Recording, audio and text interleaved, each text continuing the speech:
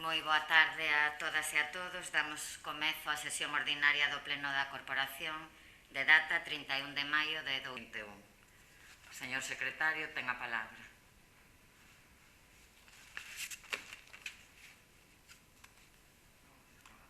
Secretario, ten o micrófono apagado. Dinlle a barra espaciadora, pero fallou. Bo día de novo. No primeiro punto da orde do día temos aprobación se procede dos borradores das actas das sesións anteriores. Punto seguinte. Paso ao punto seguinte. Sí. Dar conta de decretos de alcaldía e asuntos varios.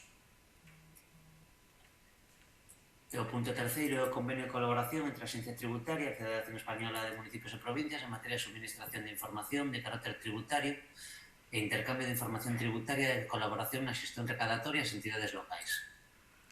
Ben, voceiro do Grupo de Goberno ten a palabra. Grazas, señora alcaldesa, boa tarde a todas e a todos. Ben, o acordo que propoñemos vai encaminhado a continuar a facilitar e a simplificar a tramitación administrativa da nosa veciñanza dando a oportunidade de que non se teña que achegar certa documentación que xa está en poder de outras administracións. Si facemos memoria, no ano 2020, concretamente no pleno ordinario do mes de febreiro, aprobou esta corporación adherirse a un convenio de colaboración entre a Facenda Estatal e a Federación Española de Municipios e Provincias para o intercambio de información tributaria, reitero, para que os administrados e administradas non tiveran que volver a chegar a documentación pertinente. Este convenio, asinado entre a Facenda Estatal e a Federación Española de Municipios e Provincias, actualizouse o pasado día 3 de abril do ano 2021, polo que propoñemos adherirnos novamente e así dar un paso máis, continuar con esta labor de acercar a administración á nosa veciñanza. Polo tanto, xa remato e dou lectura aos acordos que figuran no informe proposta realizado pola Secretaría Municipal para a consideración deste pleno da corporación. Sería, punto primeiro, adherirse aos seguintes convenios: ao convenio en materia de colaboración en materia de suministración de información de carácter tributario coas entidades locais, adherirse ao convenio coa Federación Española de Municipios e Provincias en materia de intercambio de información tributaria e colaboración na xestión recaudatoria coas entidades locais. Segundo, este Concello declara baixo a súa responsabilidade que a súa política de seguridade da información rexerase polo disposto no Real Decreto 3/2010, do 8 de xaneiro, polo que se regula o Esquema Nacional de Seguridade no ámbito da Administración Electrónica, o Regulamento da Unión Europea 2016/679, do Parlamento Europeo e do Consello de 27 de abril de 2016 e a Lei Orgánica 3/2018 de 5 de decembro de protección de datos persoais e garantía dos dereitos digitais e, no caso de que se utilicen infraestructuras de terceiros, pola resolución de 28 de xunio de 2012 da Secretaría de Estado de Administracións Públicas, pola que se aproba a norma técnica de interoperatividade de protocolos de intermediación de datos, polo que se garante que todas as administracións de información que se soliciten ao amparo do convenio rexeranse pola citada normativa. Terceiro, acordar o nomeamento do órgano da Secretaría Municipal como interlocutor único para o desenvolvemento das funcións previstas no convenio suscrito entre a Agencia Estatal de Administración Tributaria e a Federación Española de Municipios e Provincias. A Secretaría contará coa colaboración do persoal do seu departamento e do técnico informático para ele. E cuarto e último, facultar a alcaldía para calquera outro asunto relacionado con esta materia. Nada máis que engadir, estamos ante un acordo ventaxoso para a nosa cidadanía e por eso o sometemos a consideración deste pleno. Moitas grazas. Voceira do Bloque Nacionalista Galego, ten a palabra.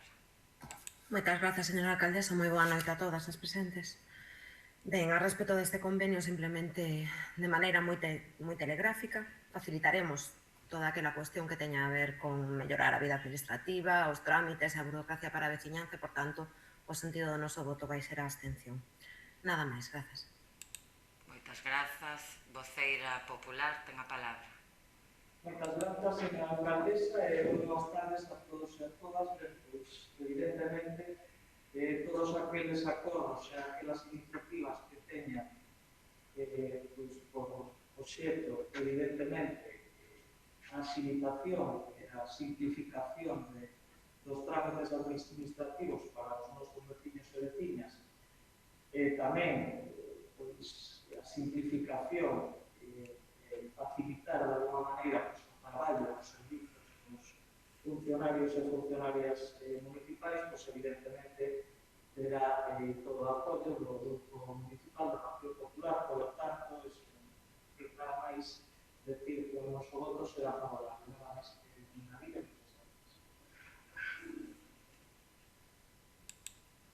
Moitas grazas. Voceiro do Grupo de Goberno, algo que engadir? Nada máis que añadir, creo que está todo debidamente explicado. Voceira nacionalista, algo que engadir? Voceira popular? Non. Pois, señor secretario, que se someta a votación este punto. Bueno, pois sometemos a votación do mesmo xeito o representante do grupo do BNG, Amelia. Abstención. O representante, neste caso, a voceiro do Partido Popular. A favor. Bueno, o Partido Socialista. Favorable. Ben, pois este punto queda aprobado co voto favorable do Partido Socialista, do Partido Popular e a abstención do Bloque Nacionalista Galego. Pasamos ao punto seguinte. Punto cuarto, convenio urbanístico entre o Concello de Betanzos e a Xunta de Compensación da Unidade de Execución número 3, UE3 do SAUI 7 do Plan Parcial de Piadela. A Xunta de Compensación da Unidade de Execución número 2, UE2 do SAUI 7 do Plan Parcial de Piadela, Terrenos Piadela SL, promotora das obras de urbanización da UE1 do SAUI 7 do Plan Parcial de Piadela, Betanzos, e Bienes Inmuebles del Atlántico 2008 SLU, propietario único do SAUI 5 do Plan Parcial de Piadela. Delegado de Urbanismo, ten a palabra. Ben, grazas, señora alcaldesa. Ben, o que se traxe a este pleno é dar fe plenaria da vontade que ten este Concello de suscribir dous convenios urbanísticos. Un cos propietarios do polígono de Piadela SAUI 5 e coa propiedade do polígono de Piadela SAUI 7. Este convenio supón un desbloqueo ao que ven a estar sometido o noso polígono, en especial o SAUI 7, desde prácticamente a súa construcción. Supón un desbloqueo coa liberación total e definitiva aos propietarios do SAUI 5 e SAUI 7 na súa obriga de executar e sufragar a conexión vial inferior do ferrocarril para a conexión entre ambos polígonos, sempre e cando esta se realice a través dunha monitorización do importe de devandita actuación. Tamén supón un claro desbloqueo nos usos permitidos nas ordenanzas reguladoras do Plan Parcial de Piadela SAUI 7, pasando dun uso permitido de edificación industrial a un uso moito máis extenso de nivel terciario, como é de comercial, categoría A, oficinas, deportivo e recreativo. Todos estes novos usos permitidos teñen que vir acompañados dunha modificación do Plan Parcial, xa que as normas subsidiarias xentes recollen este ámbito como planeamento subsistente. Consideramos que estes dous convenios son un primer avance para que o noso polígono, un dos mellores situados na nosa provincia, arranque dunha vez por todas e supoña un revulsivo económico para o noso concello e a nosa comarca. Por iso, lle solicito o apoio plenario dos seguintes acordos. Primeiro, aprobar e ratificar os textos definitivos dos convenios urbanísticos descritos nos antecedentes. Segundo, notificar e emprazar a persoas ou persoas interesadas para os efectos de que se asinen os convenios urbanísticos referenciados nun prazo de 15 días desde a notificación de aprobación do texto definitivo. Terceiro, publicar os textos íntegros dos convenios xunto co acordo de aprobación no Diario Oficial de Galicia. E cuarto e último, anotar o nome dos convenios no rexistro de convenios urbanísticos do municipio e custodiar un exemplar completo do texto definitivo dos mesmos e de toda a súa documentación anexa no arquivo administrativo municipal. Nada máis polo momento. Moitas grazas, voceira Nacionalista ten a palabra. Moitas grazas, señora alcaldesa. Ben, desde o noso punto de vista, neste punto que traen vostedes o xa pleno, compre diferenciar dúas cuestións ben diferentes. En primeiro lugar, a que fai referencia á mobilidade dentro do propio polígono de Piadela. É dicir, estamos de acordo en que se a DIF non dá os permisos oportunos non se pode levar a cabo ese vial que pasaría por debaixo da liña do ferrocarril e non se lle podería dar saída a esa primeira fase do polígono de Piadela cara a estrada que sae polo lugar de Biuxe. Ben, non obstante, todos e todas teremos claros que compre solucionar os problemas de comunicación que existen entre ambas as fases do polígono de Piadela, nomeadamente o problema de comunicación da segunda fase do polígono. Nos consideramos que se deberían procurar alternativas, posto que a comunicación dentro do polígono e mesmo nos arredores da zona industrial é moi complexa e ocasiona graves dificultades tanto para os usuarios, as persoas usuarias do polígono, como para aqueles veciños que utilizan con certa asiduidade a estrada que une Betanzos con Mesón do Vento. De feito, esta mesma tarde había un accidente entre un camión de mercadorías e un vehículo dun usuario. Ademais, por outro lado, habería que intentar dotar de saídas para o polígono, por un lado, cara a 6 e cara a P9, e por outro lado, cara a Nacional Sexta. Unha das fases non ten saída cara a Nacional Sexta, a segunda, e a primeira fase non ten unha saída directa cara a 6, conxestionando de maneira diaria o cruzamento da estrada na zona de Montellos. E así mesmo, sería moi necesario habilitar servizos de transporte público para aquelas persoas que traballan o seu día a día na zona industrial do polígono de Piadela. Mesmo poderíamos utilizar esa liña de ferrocarril que hoxe en día está a servir de corte entre ambas as fases do polígono e unir a vila co polígono a través desta liña de ferrocarril ou un servizo de liña de autobús. Isto por un lado. Por outro lado, temos a cuestión da ampliación de usos de solo industrial para un uso máis enfocado cara ao comercial e cara ao deportivo.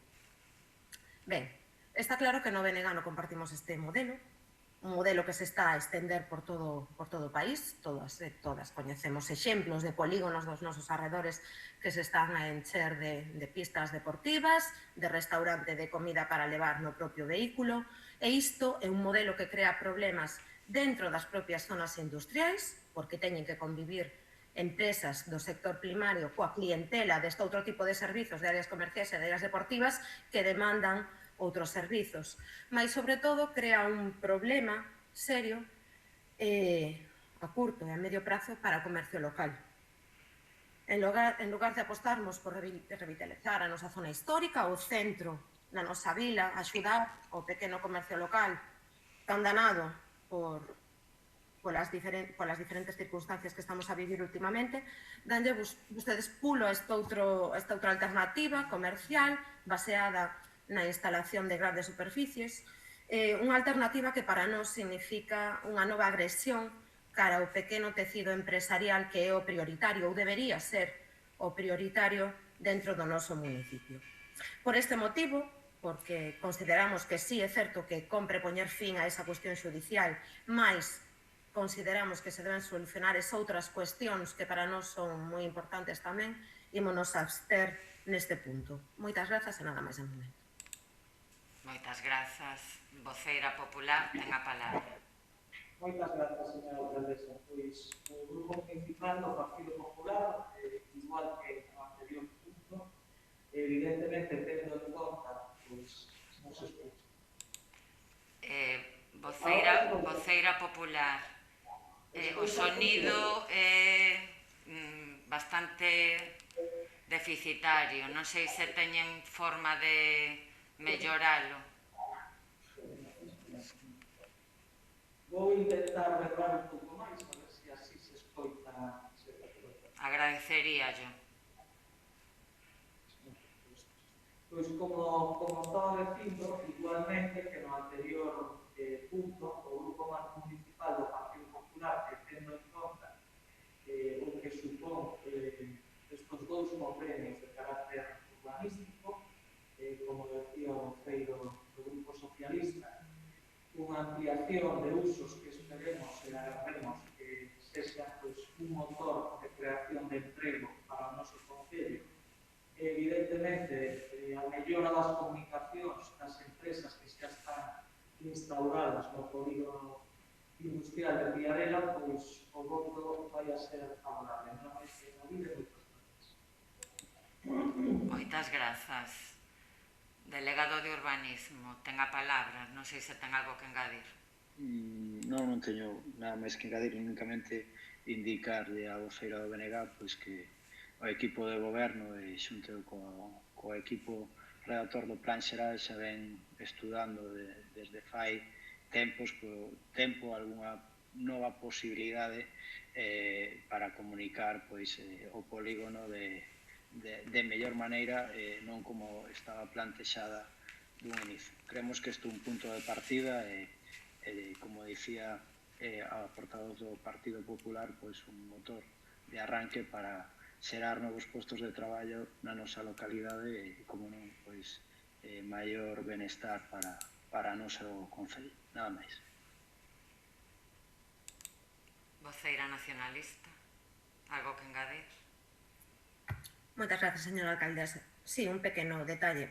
Desde logo alegrámonos que nese plan xeral que se está a proxectar a día de hoxe se intente solucionar ou se fa un esforzo por solucionar a cuestión da mobilidade dentro e fora do polígono industrial, porque é unha cuestión que realmente dificulta moito a convivencia entre ambos os polos ou ámbalas todos aqueles sectores que se ven afectados pola vida dentro do polígono, sexan os traballadores, sexan os transportistas ou ben sexan aqueles veciños que viven nas proximidades da zona industrial. Por outro lado, obviamente que nos alegra que se creen postos de traballo, por suposto que sí, a todos nos interesa que se creen postos de traballo, mais non a custo dos postos de traballo des outros veciños de Betanzos que son os pequenos comerciantes, aquelas persoas que viven do pequeno comercio local e da hostelería local que se verían, desde logo, agredidos por este novo modelo de creación de grandes áreas industriais nas aforas da cidade que lle quita vida ao centro urbano da nosa vida. Moitas grazas e nada máis. Moitas grazas. Voceira popular. nada que engadir. Ben, evidentemente coincido coa necesidade de dar as solucións de mobilidade a que facía referencia a voceira nacionalista. É certo que a solución é complexa, que na elaboración do plan xeral se está a tratar de dar solución a este problema.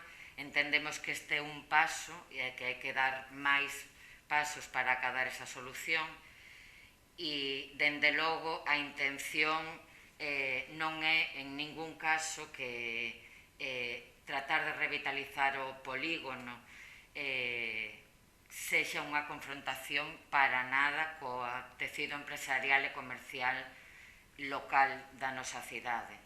Entendemos que é un complemento, en ningún caso esperamos sea unha confrontación como ela decía. Pero sí nos parece importante ir dando pasos para dinamizar o polígono con eso que empresas se asenten nel e poidan ser un motor máis da economía da nosa cidade. Ben, señor secretario, que se someta a votación este punto. Pois facemos igualmente, imos por grupos, a voceira do grupo do BNG, Ameli. Abstención, grazas. Bien, neste caso a voceira do grupo do Partido Popular. A favor, grazas. Neste caso o voceiro do Partido Socialista, que foi Andrés Hermida. A favor. Ben, pois este punto queda aprobado co voto favorable do Partido Socialista, do Partido Popular e a abstención do Bloque Nacionalista Galego. Pasamos ao punto seguinte. O punto seguinte é o punto 5, aprobación do escudo heráldico do Concello de Betanzos. Voceiro do Grupo de Goberno ten a palabra. Grazas novamente, señora alcaldesa. Ben, a proposta que hoxe presentamos consiste en darlle oficialidade ao escudo heráldico do Concello, escudo coñecido por toda a veciñanza, escudo usado por este Concello en toda a documentación administrativa e en toda a documentación gráfica, escudo que non está oficializado de acordo coa legislación actual. Para elo, no seu momento, en outubro do ano 2017, o arquiveiro municipal e director da Biblioteca do Museo das Mariñas, don Alfredo Arias, facendo uso do seu rigor histórico e do seu bon saber, realizou unha memoria na que recollía 3 propostas de posibles escudos. Continuando o devenir deste expediente, no pleno do 28 de xullo de 2020, aprobouse de forma inicial oficializar o escudo heráldico de Betanzos, elixindo a proposta do escudo que todos os betanceiros e todas as betanceiras coñecemos e vimos usando desde fai anos. Posteriormente, para corrixir un erro que se deu na redacción do acordo adoptado, aprobouse unha corrección de erros no pleno do 29 de setembro do ano 2020. Acto seguido, abriuse un período de consulta pública no que se presentaron dúas alegacións, a primeira por parte dun particular e a segunda por parte do Bloque Nacionalista Galego de Betanzos. Para resolvelas, novamente o arquiveiro municipal, director do Museo das Mariñas e da Biblioteca Municipal Castelao, emitiu un novo informe sobre as dinamitas alegacións.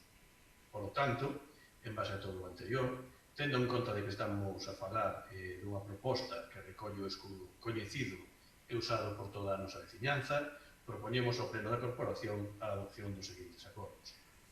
Primeiro, desestimar as alegacións presentadas polos motivos expresados no informe de 29 de abril de 2021 de don Alfredo Arias Martínez sobre as alegacións e por expresado neste documento do que se remitirá copia aos interesados xunto coa notificación do presente acordo. Segundo, solicitar a adopción do escudo heráldico do Concello de Betanzos de acordo con a memoria histórica heráldica e os debuxos do escudo redactados no mes de outubro de 2017 polo director do Museo e da Biblioteca Municipal, don Alfredo Arias. O debuxo do escudo proposto é a opción B, con coroa borbónica en campo de azul, ponte de prata de sillería de 4 arcos, cos seus correspondentes apartadeiros e tallamares, sobre augas de río, ao natural, sumada dunha torre, tamén de sillería, de 2 corpos ameados, así mesmo de prata, franqueada por 6 bezantes de ouro, 3 a cada lado, postos en pan. No timbre, coroa real pechada.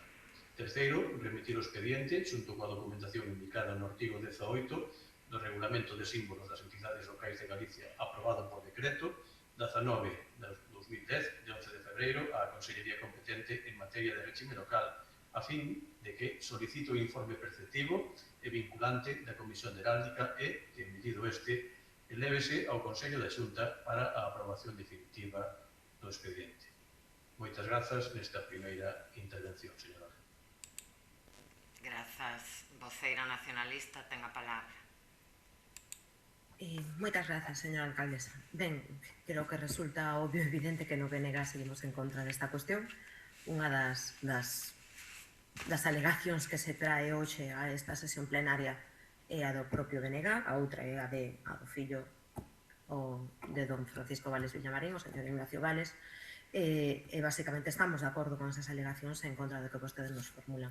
Nos seguimos considerando que o escudo que vostedes nos propoñen para representarnos a absolutamente todos e todas as betanceiras non é o escudo tradicional, non é o escudo que leva desde hai centos e centos de anos representado na iconografía que está presente nas rúas da vila e que ademais contribúe a legitimar unha actuación dunha dinastía que deixa, desde o noso punto de vista, moito que desexar. Por tanto, seguiremos en contra deste punto. Moitas grazas. Moitas grazas. Voceira popular. Moitas grazas, señora alcaldesa. Bueno, pues, igualmente que en outras ocasións que o escudo se someteu a debate na Corporación Municipal, o noso partido se amosou o seu apoio continuado, tendo en conta, evidentemente, os informes do técnico municipal, pois seguiremos apoiando a aprobación deste escudo, por lo tanto, o noso goberno será tamén favorable. Nada máis que añadir. Moitas grazas. Voceiro do Grupo de Goberno, algo que engadir? Nada, moi brevemente. O escudo que propoñemos é o usado e o coñecido por todos os veciños e todas as veciñas de Betanzos. Non creo que haxa ningún veciño ou veciña que teña máis de 300 anos.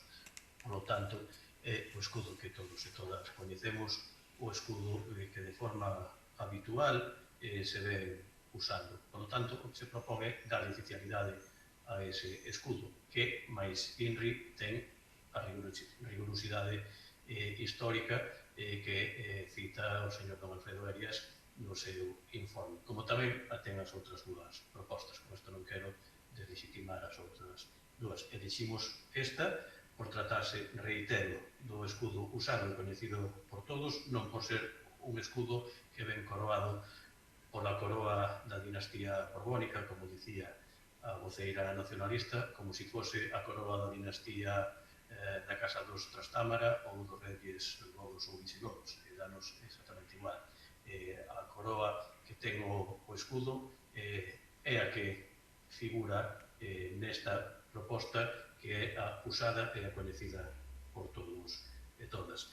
Non estamos ante unha opinión política, o escudo do noso Concello está por riba de ideais políticos, de ideais monárquicos ou non monárquicos. Non estamos a falar diso, posiblemente, a miña opinión, se estivésemos falando diso, podería ser outra, non o sei, pero que si teño claro é que este é o escudo que o Grupo Socialista, que o Grupo de Goberno identifica como o escudo de todos e todas as betanceiras, o usado nos últimos anos e o coñecido e coñecida por todos. Non estamos ante unha opinión política, non creemos que entendemos que o escudo debe de perdurar indistintamente de quen goberne e dos ideais de quen goberne, senón que debemos de adoptar de forma oficial o escudo que nos representou e que nos está a representar nestes últimos anos. E insisto, e perdón por ser reiterativo, o escudo que vimos utilizando e que coñecemos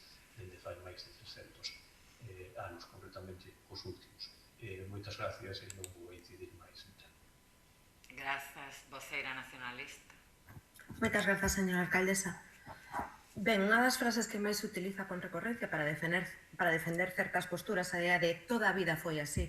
Mas o que resulta obvio evidente é que antes de toda esa vida houbo máis vida e xa betanzos antes de ter este escudo tiña outro. Obviamente pode dicir vostede que o escudo que se utilizou nos últimos 300 anos é incuestionable, mas antes había outra representación iconográfica da nosa vila. Di vostede que é o escudo que recoñecen todos os betanceiros e betanceiras. Tamén é certo que houve unha gran contestación contra esta decisión públicamente, vostede sabe. Que houve contestación pública cara a esta decisión e vostede é consciente diso. Por tanto, non diga que é un escudo que nos representa a todos e a todas, porque non é así.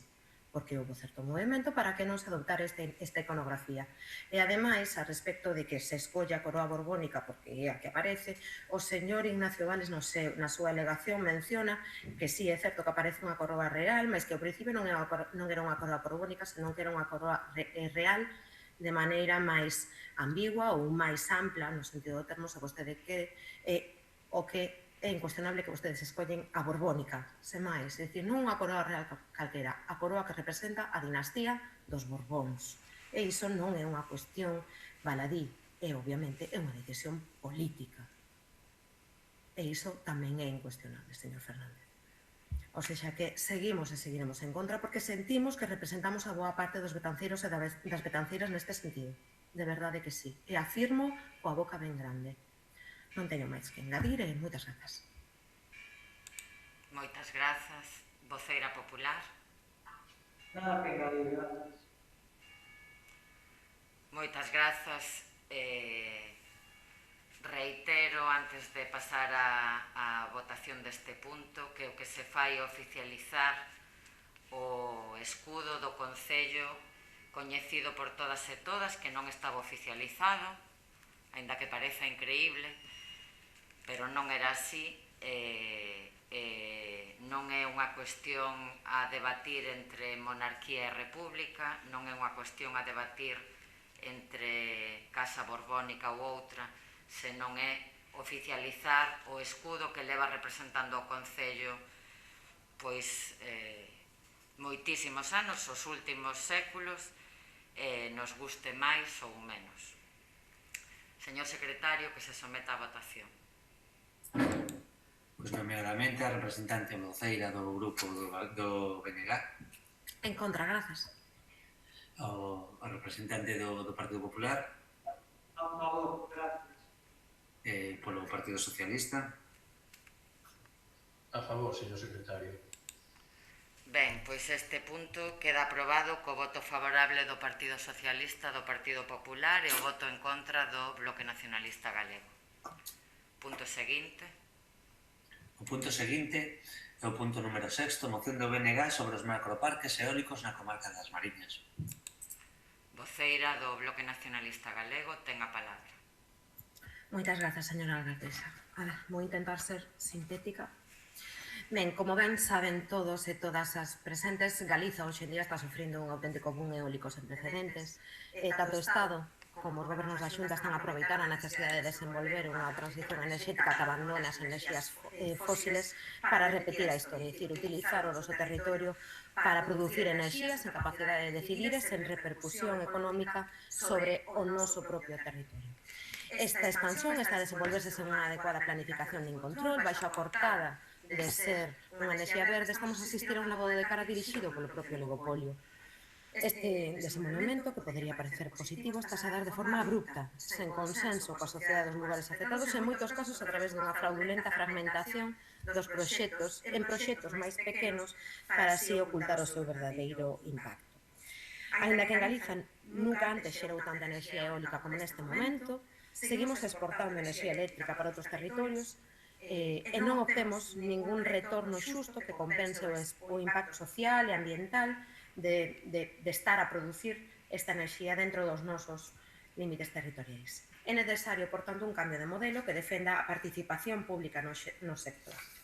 Na nosa comarca, na comarca das Mariñas, como os presentes ben saben, estánse a tramitar neste momento 6 proxectos para a instalación de 6 parques eólicos na área de desenvolvemento eólico do Monte do Gato e, ademais, un proxecto de parque eólico Legre que atravesaría os concellos de Cesuras e de Mesía. Unha segunda parte serían as liñas eólicas, as liñas eléctricas de alta tensión para a evacuación da enerxía destes parques e dos outros que se están a tramitar noutras comarcas e as subestacións en proxecto para concentrar esta enerxía, manter un forte impacto tamén no noso medio, no noso patrimonio, chegando a atravesar partes do Concello de Betanzos. Por todo isto, solicitamos ao Pleno da Corporación aprobar o seguinte acordo. Sería instar a Xunta de Galicia a tomar as seguintes medidas. Desenvolver e aprobar un novo marco regulatorio do sector eólico para que incremente as garantías sociais, económicas e medioambientais, a comezar con un novo plan sectorial eólico que conte cunha ampla participación dos agentes implicados, asociacións veciñais, agrarias, ecoloxistas, sindicais, centros de investigación, comunidades de montes, etc., e un amplo proceso de exposición pública co fin de suscitar o maior consenso posible, tendo en consideración as necesidades de Galiza e o papel de outras tecnoloxías. Dar rango de lei ao impulso de plans de desenvolvemento industrial asociados ás novas instalacións, establecendo medidas para que as autorizacións de novos parques eólicos se vinculen a proxectos industriais que xeren riqueza e emprego no país e favorecer que unha parte das compoñentes sexan desenvolvidos en Galiza. Impulsar medidas para garantir a socialización dos beneficios do papel xerador de Galicia e o retorno económico para o noso país apostando pola constitución dunha empresa pública galega de enerxía e fomentando a participación pública da Xunta e dos concellos galegos, así como das persoas propietarias das terras, comunidades de monte ou propiedades agrogandeiras, de maneira que xere rendas complementarias. Así mesmo, impulsaranse fórmulas de democratización da enerxía como as comunidades enerxéticas, os parques enerxéticos comunitarios e o autoconsumo enerxético. Incrementar a vixilancia sobre as garantías medioambientais para asegurar o cumprimento do principio de prevalencia da protección ambiental sobre a ordenación territorial e urbanística, a precaución respecto das posibles intervencións que poidan afectar negativamente o patrimonio natural ou a biodiversidade e máis a prevención dos problemas derivados da crise climática, singularmente a paralizar cautelarmente os proxectos de todos os parques eólicos en proxecto ou tramitación que estean incluídos dentro de áreas propostas anteriormente para ampliación da rede Natura e non autorizar novos parques eólicos que estean situados nestas zonas. Realizar unha fiscalización da totalidade de proxectos en proxecto ou tramitación no noso país para localizar casos constitutivos de fraude de lei, fragmentacións de proxectos que comparten localización e infraestructuras e, polo tanto, deben ter unha avaliación conxunta como un único proxecto, emprendendo as accións oportunas para impedir esta fragmentación. Impulsar un proxecto participativo para desenvolver figuras de ordenación e protección do territorio, ampliación da rede Natura, estrategia de infraestructura verde, áreas de interese paisaxístico, plans de proteccións de especies e hábitats declarados de interese comunitario e de interese prioritario. Ademais, garantir unha verdadeira política de transparencia, información e participación cidadá tomando as seguintes medidas.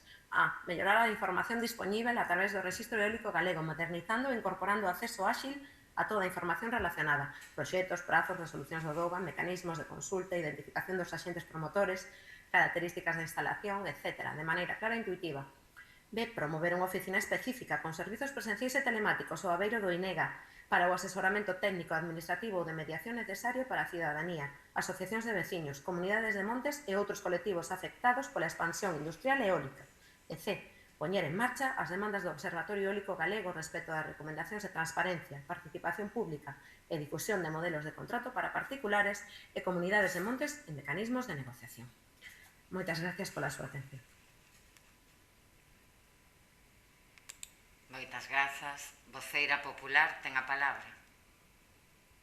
Señora alcaldesa, o desenvolvemento do sector eólico en Galicia está a levar a cabo conforme ao marco normativo esencial que está fixado polo Goberno do Estado a nivel nacional, tendo en conta a Lei do sector eléctrico, a Lei de avaliación ambiental, así como a Lei de expropiación forzosa.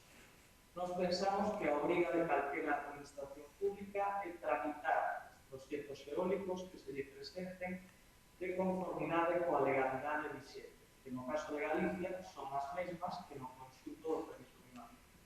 Hai que ter en conta que tramitar non é o mesmo que autorizar. A tramitación administrativa que se realiza no procedimento de autorización dun proxecto eólico, dun parque eólico, que dependa da Xunta de Galicia, deberá contar, evidentemente, con todas as garantías jurídicas, técnicas e de carácter ambiental, correspondentes, evidentemente, antes da emisión dunha resolución, sexa en sentido positivo ou negativo.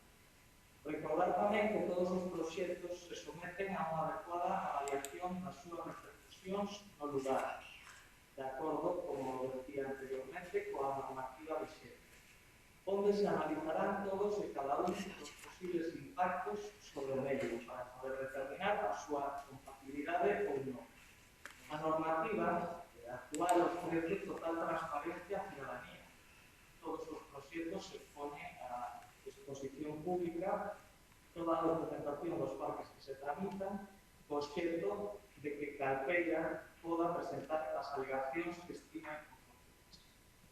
Ademais, obriga a petición de análisis de carácter sectorial e informes a todos aqueles organismos que teñen algo que dicir por as afeccións do citado proxecto. Por lo tanto, pensamos que pretender dirixir a avaliación nun determinado sentido ou establecer novos criterios ou requisitos significaría instar a unha administración, neste caso a Xunta de Galicia, a remarcar. Evidentemente, nós non queremos isto.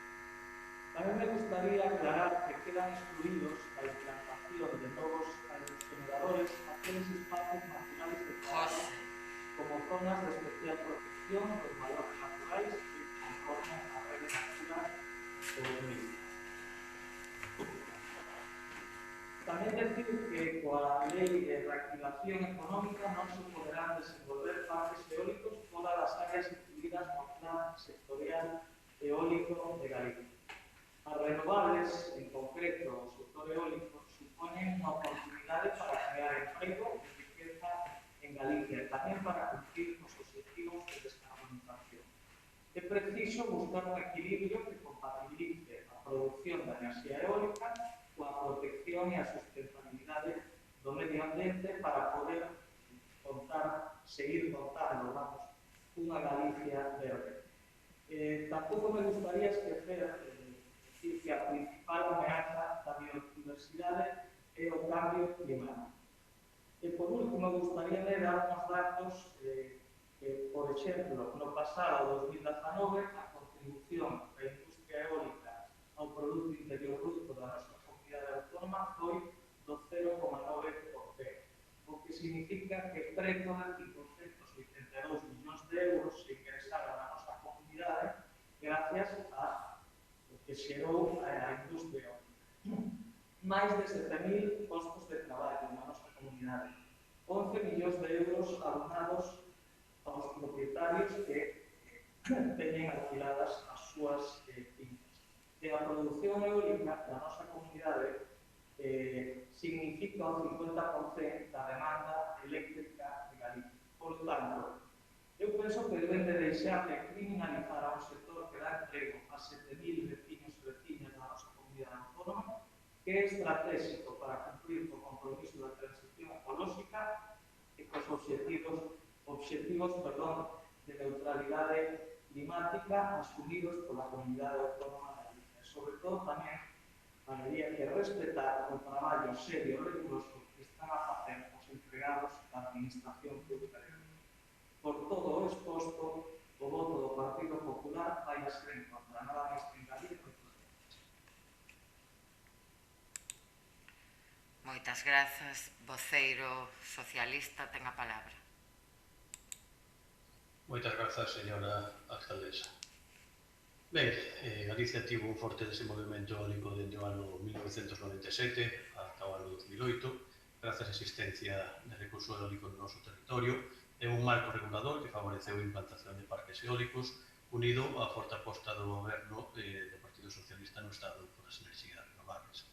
Coa entrada no goberno da Xunta do Partido Popular, chegou a falla de aposta polo sector e unha inseguridade xurídica que, sumado ás políticas de bloqueo ás enerxías renovables que levaron a cabo dende o goberno de Mariano Rajoy, paralizaron o crecemento do sector eólico ata o ano 2018. Dende o ano 2009 ata o ano 2018, ambos incluídos, só foron instalados 277 megavatios en Galicia. Isto supuxo unha perda millonaria en inversión e a paralización de novos proxectos empresariais que crearían miles de postos de traballos novos no sector. No ano 2019, volveu a Galicia o crecemento da potencia instalada en parques eólicos, con 415,24 megavatios e 18 parques novos, case o doble do instalado nos 10 anos anteriores, e rematamos 2020 con uns 4.000 megavatios totais instalados no noso territorio. As previsións para o decenio 2020 e 2030 apuntan a que se construirán uns 4.500 megavatios novos, o que suporá máis do doble da potencia instalada actualmente.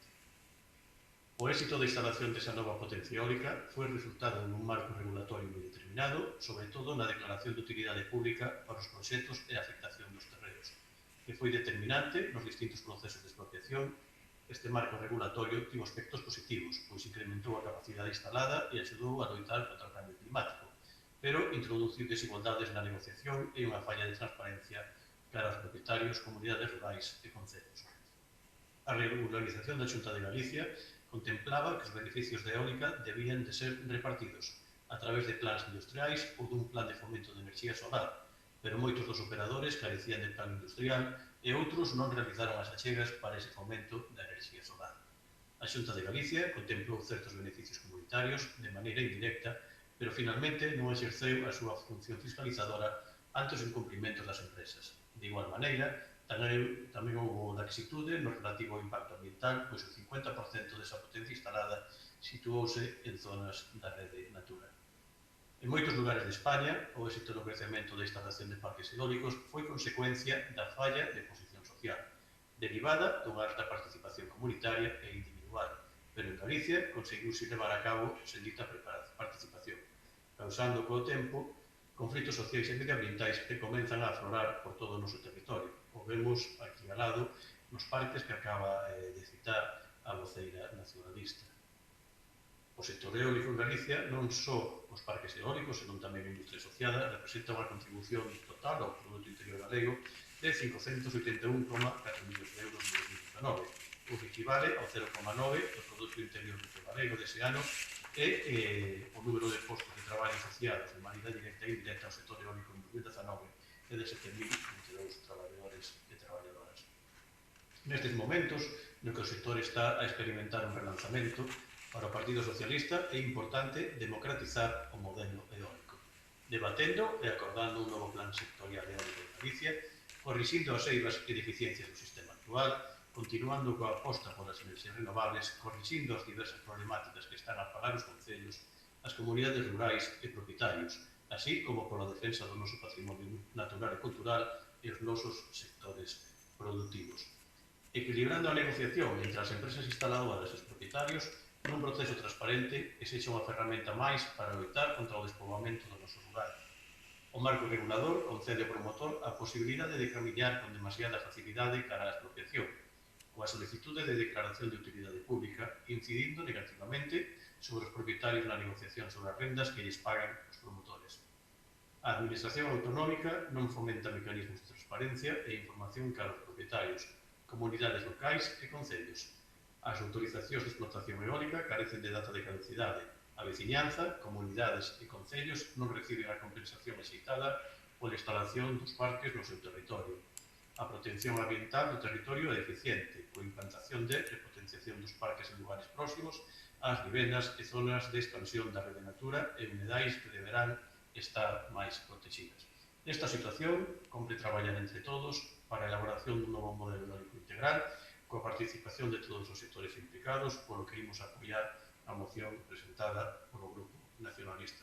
Nada máis que engadir nesta primeira intervención. Moitas grazas. Voceira nacionalista ten a palabra. Moitas grazas, señora alcaldesa. Ben, quixera comezar esta segunda intervención afirmando de maneira clara e rotunda que obviamente no BNG non estamos en contra da enerxía eólica. Todo o contrario, apostamos por un modelo enerxético verde e sustentable como maneira de nos autoabastecer ou de nos abastecer de enerxía do futuro. Nada de criminalizar o sector eólico, como dicía a voceira do Partido Popular, en absoluto. Non obstante, esta non é a maneira. Obviamente é incuestionable que estes parques se axustan á legalidade e que iso faltaba. Dicía a voceira do Partido Popular que todo se está facendo de maneira acorde á legislación e que menos que pedirlle ao goberno de todos os galegos que se axuste á legalidade vigente.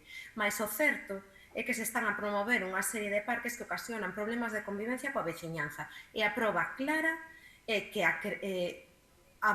o feito de se proxectar estes parques na nosa comarca deu lugar á creación de até 3 plataformas veciñais que presentaron alegacións masivas nos seus concellos. E tamén resulta evidente que, a pesar desta legalidade, se están a fragmentar de maneira cando menos cuestionable, os trámites para presentar estes proxectos eólicos e presentar como diferentes parques o que na realidade é un só. Falaba a voceira tamén do Partido Popular de que a enerxía eólica xera riqueza en Galiza e que o PIB no ano 2019 deixaba unha grande repercusión a enerxía eólica. Si, é certo, antes do peche de Gamesa e do peche de Emesa, sí, a enerxía eólica creaba 7.000 empregos. Agora estamos nun momento en que, en primeiro lugar, os aeroxeneradores non se van construir no noso territorio, porque as dúas empresas que tiñamos que os construían desapareceron. Ambas pecharon. Por tanto, nese punto non van deixar ningún só posto de traballo. Tampouco imos ter repercusións na nosa factura, porque iso non vai significar que os galegos e as galegas vexan como se baixa o prezo da súa factura enerxética. A vista está. E, ademais, desde o punto de vista dos alugueiros dos terreos onde van situar estes aeroxeneradores, a repercusión vai ser mínima. Calcúlase que un mísero 1% dos beneficios que xeren estes aeroxeneradores van quedar no noso territorio. Din vostedes que é unha cuestión que non é tan problemática, que non nos afecta, mas o certo é que, segundo o anexo de impacto turístico dos parques que se proxetan no Monte do Gato, estes muiños de vento van ser visibles desde o Parque do Pasatempo. Por tanto, van ser visibles desde absolutamente todo o Concello de Betanzos, especialmente desde a parte rural do noso Concello. O impacto visual, se vostedes queren, pode ser unha nimiedade, mas hai outra cuestión que é realmente problemática e que é a cuestión das liñas de evacuación. Vamos a estar rodeados de liñas de alta tensión que van a atravesar Betanzos para unir tanto os parques do Monte do Gato, de maneira lateral, mas sobre todo aqueles parques que veñen da zona de Monfero coa subestación que se proxecta no Mesón do Vento. De todas as maneiras, nos consideramos que todo isto fica secundarizado porque a cuestión importante e que hoxe debemos debatir aquí é a do modelo enerxético. É dicir, que queremos ser enerxéticamente falando? Se queremos ser unha colonia onde resulte sumamente barato obter enerxía a unhos custos irrisorios e onde os beneficios vayan na súa mairande parte para fora, porque iso é o que vai acontecer con estes parques, ou se queremos ser outra cousa. Compre volver a ese outro modelo. Aquel modelo que obrigaba as empresas adxudicatarias a deixar unha parte considerable dos seus beneficios no noso país. Un modelo ao que o tempo e tamén os xulgados lle deron a razón. E xa para rematar a miña intervención, ademais de agradecer o voto favorable do Partido Socialista neste punto, quixera citar unha frase dun compañeiro do BNG. Esta moción, como vostedes saben, estáse a presentar en diversos concellos do noso territorio. É un auténtico exemplo a seguir desde o meu punto de vista que Xosé Luís Rivas dixo hoxe que o vento é noso e a terra é nosa. Por tanto, os beneficios que deixe o noso vento e a nosa terra tamén deben ser, en boa parte, nosos. Moitas grazas a todas pola súa atención. Moitas grazas. Voceira popular. Moitas grazas, señora alcaldesa. Insistir parte da miña intervención anterior, tramitar non é o mesmo que autorizar, a cousa os proxectos que estén en tramitación de outros veremos os que resulten aprobados ou non aprobados. Volver a insistir que contarán con todas as garantías xurídicas, técnicas e ambientais, con total transparencia, protección do noso medio e non olvidarnos da riqueza e do emprego que está xerando e que seguirá xerando en Galicia. Nada máis que añadir. Voceiro socialista, algo que engadir? Sí, nada, moi brevemente, señora alcaldesa. Nada, volver a clarificar que o Partido Socialista non está criminalizando ao sector eólico, como manifestaba o voceiro do Partido Popular.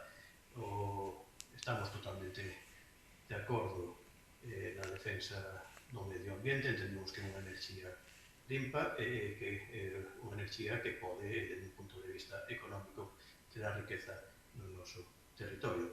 Falaba a voceira do Partido Popular que esta moción ia en contra do traballo serio e riguroso dos técnicos da Xunta de Galicia. Evidentemente que non olvidamos, o que pedimos é vontade política, non a maior transparencia. Falábase do enriquecemento das persoas que alugaban as súas fincas.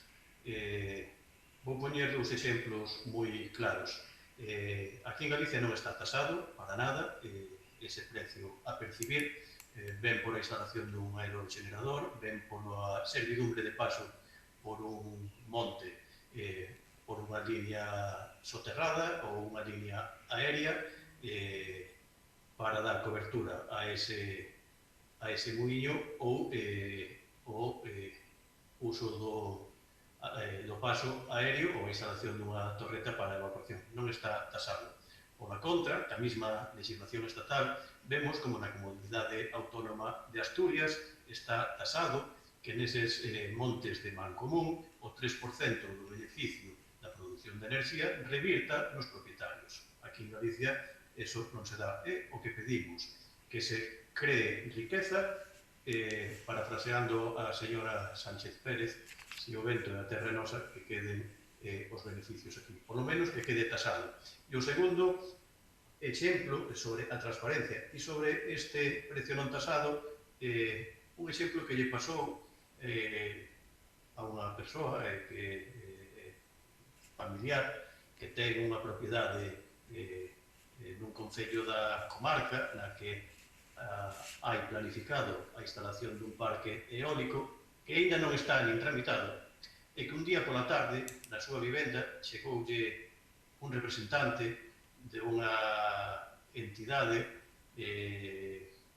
promotora de instalacións de parques eólicos que a ficha catastral da súa propiedade con todos os seus datos e con un modelo de contrato na que lle tasaban a €1 o uso polo metro cadrado de ocupación do seu monte durante un pago único durante toda a vida da existencia do parque eólico. Eran 800 metros cadrados, unha fenda polo medio da súa propiedade que lle propoñían a esta persoa para recibir pola ocupación durante toda a vida útil do parque eólico na súa propiedade.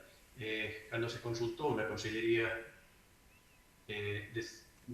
dixeronlle que non había un precio tasado e que era bon que collera esos cartos porque igual cando fora a expropiación publicada nun diario de maior tirada pois posiblemente igual o precio que obtiña era menor e que incluso igual non se autorizaba a tramitación do parque e que mira, que podía gañarlle a empresa 800 euros.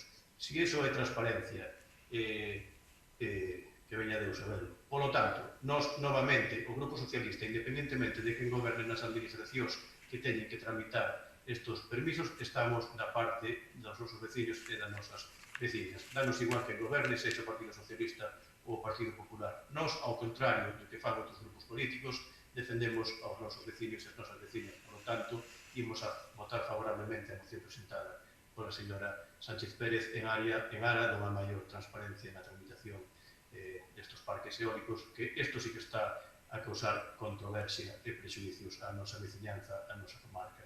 Moitas grazas. Ben, debatido o tema, señor secretario, que se someta á votación. Bueno, pois a voceira do Bloque Nacionalista Galego presentou a moción. A favor, obviamente. Quixera deixar constancia, por favor, do mal que se escoita a voceira do Partido Popular. Eu casi non son consciente da resposta que me dieron. Lamento, pero intenten amañar esa cuestión, por favor. Bueno, pasamos a votación do grupo do Partido Popular. En contra, grazas. E a votación do Partido Socialista. A favor, señor secretario. Ben, pois este punto queda aprobado co voto favorable do Bloque Nacionalista Galego e o Partido Socialista e o voto en contra do Partido Popular. Punto seguinte. Punto seguinte, o punto séptimo, moción do BNG sobre o Consorcio das Mariñas. Voceira nacionalista ten a palabra. Moitas grazas, señora alcaldesa.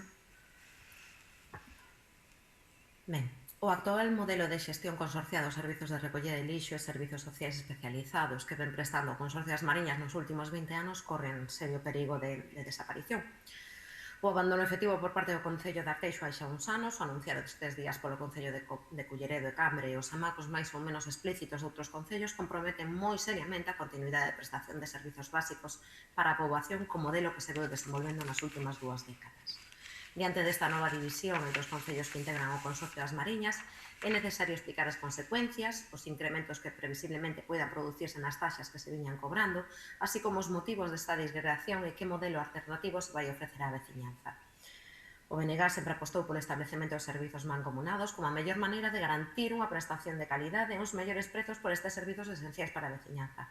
Así, consideramos negativo secundar calquera fórmula que afonde na división existente e rexeitamos solucións provisorias e moito menos apoiaremos a atomización do actual consorcio buscando outro tipo de solucións individuais.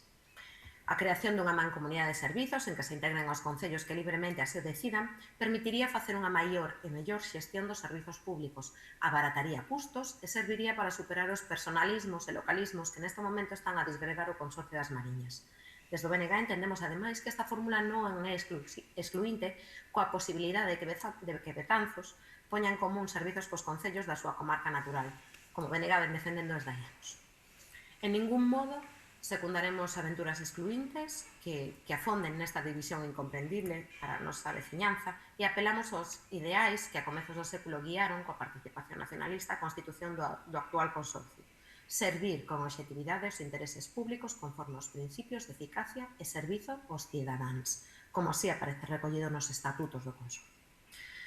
Por iso pedimos a aprobación do seguinte acordo. O Pleno da Corporación Municipal do Concello de Betanzos acorda instar o Consorcio das Mariñas a que convoque unha asamblea urxente, pública, con presenza dos medios de comunicación, en que se expliquen os motivos que levaron á súa fragmentación, as súas consecuencias e a adopción das medidas necesarias para garantir a prestación dos servizos consorciados sen mermar a súa calidade nin aumentar o seu importe. Moitas grazas. Moitas grazas. Voceira popular. Moitas gracias, señora alcaldesa. Creo que se me escoita ben. Sí, mellor. Parece que sí que é mellor. Perfecto. Bueno, hoxe, unha vez máis, ten a sido plenaria sobre a situación por la que estamos pasando no Consorcio das Mariñas. Eu, polos xestos que vexo, creo que non se me escoita ben, que me corrixe xa intento acercar un pouco. A ver, así, que me escoita mellor? Algo mellor? Sí. Ben, nunha situación nova, a que temos hoxe aquí novo, eu creo que, aparte de todo o que aquí, eu creo que hai un objetivo común, que por parte de todos os grupos, creo que por parte de todas as organizacións que conforman o consorcio, que desde logo continuar adiante unha mancomunidade dos concellos que estamos. Primeiro, porque melloran a calidad dos servicios, obtemos opción a mellores servicios, e segundo, porque obviamente aporta máis concellos a hora de poner tarifas privadas sempre vai ser moito mellor, moito máis beneficioso de cara aos veciños e veciñas de todos os concellos que participamos no consorcio. É indudable que nos últimos anos, desde o 15 e 16, sobre todo, as situacións que se están dando no consorcio non son agradables, polo contrario, generan ademais unha inestabilidade no que pode ser os servicios ou incluso as propostas que se están planteando unha subida na tarifa do lixo. É certo que ademais en moitas ocasións non só nos concellos, sino máis concellos se ten criticado un pouco os servicios de recogida de lixo, porque aquí que estamos, como ben sabes, a Gandesa, máis dunha ocasión debatimos sobre este tema, sobre este servicio neste concello. Repito, o objetivo común creo que por parte de todos é continuar adiante dunha forma pausada, é certo que non podemos seguir máis a figura do consorcio, porque as normas europeas que van a pasar así nos indican que debemos de pasar a ser unha comunidade, o cual nos abandonar esa figura do consorcio. É certo tamén que se produciron ao longo deste tempo varias asambleas, como opinión personal, son asambleas nas que ao final non se solucionou absolutamente nada. Eu creo que o que se conseguiu foi facer un pouco, entre comillas, entendan, en un circo mediático, entonces obviamente se ve que non serviron para solucionar nada.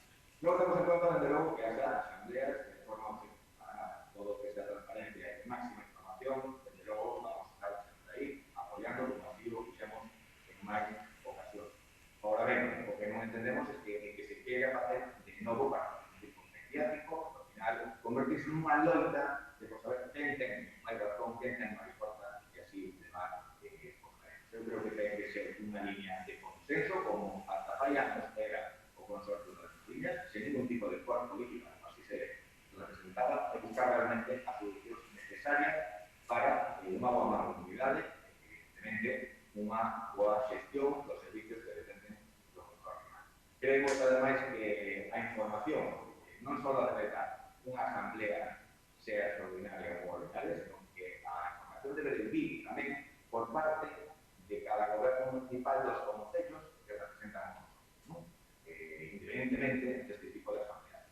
Por eso, creemos que se nos ten a ben aceptar a portavoz do delegado, gustaríanos presentar a este escritor unha emenda de sustitución, é dicir, o que lle propoñemos é que sustituir o punto que hoxe está aquí por o seguinte punto, que sería instar a alcaldesa presidenta desta corporación e vicepresidenta tamén, en paso do consorcio das Mariñas, a que nunha sesión extraordinaria nos poida dar toda a información necesaria sobre estas consecuencias que se están dando de, posibles rupturas ou que é o que está sucedendo no consorcio. Eu creo que o primeiro é que cada corporación teñamos esa información, que despois, obviamente, non nos damos conta de que hai ningún tipo de asamblea. Eu creo que, desde logo, cada concello, cada goberno municipal e cada concello que debe explicar ao resto da corporación a situación que se está vivindo. Eu, como voceiro, participei en máis dunha cuestión, tanto en asambleas ordinarias como extraordinarias.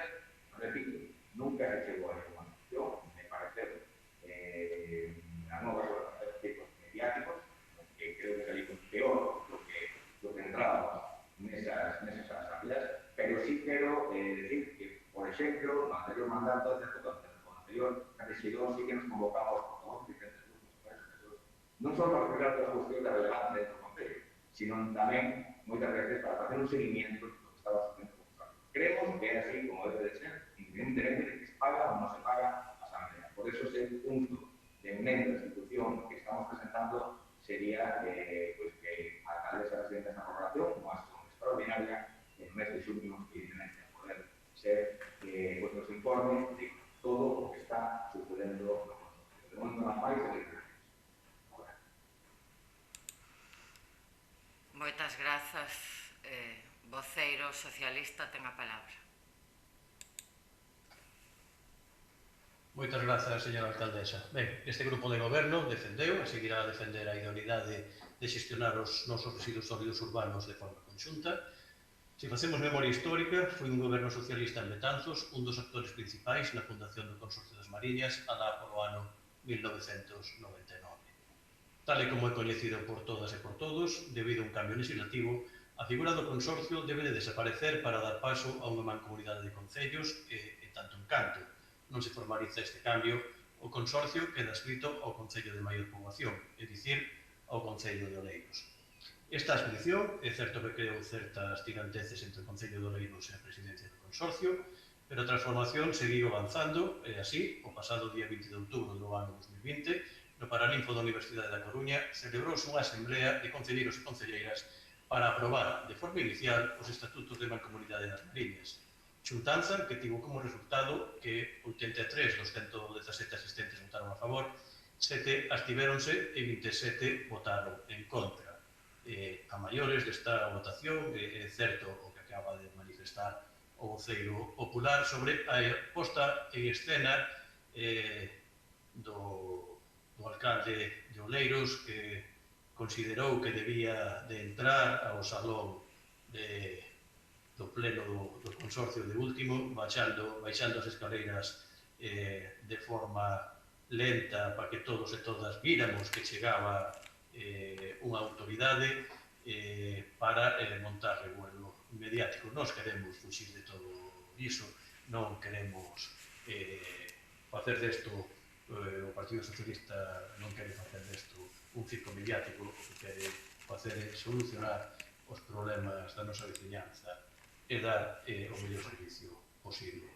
Ben, hilando o anterior, no período, logo de aprobar esos estatutos, reitero, con 83 votos a favor, 7 abstencións e 27 en contra.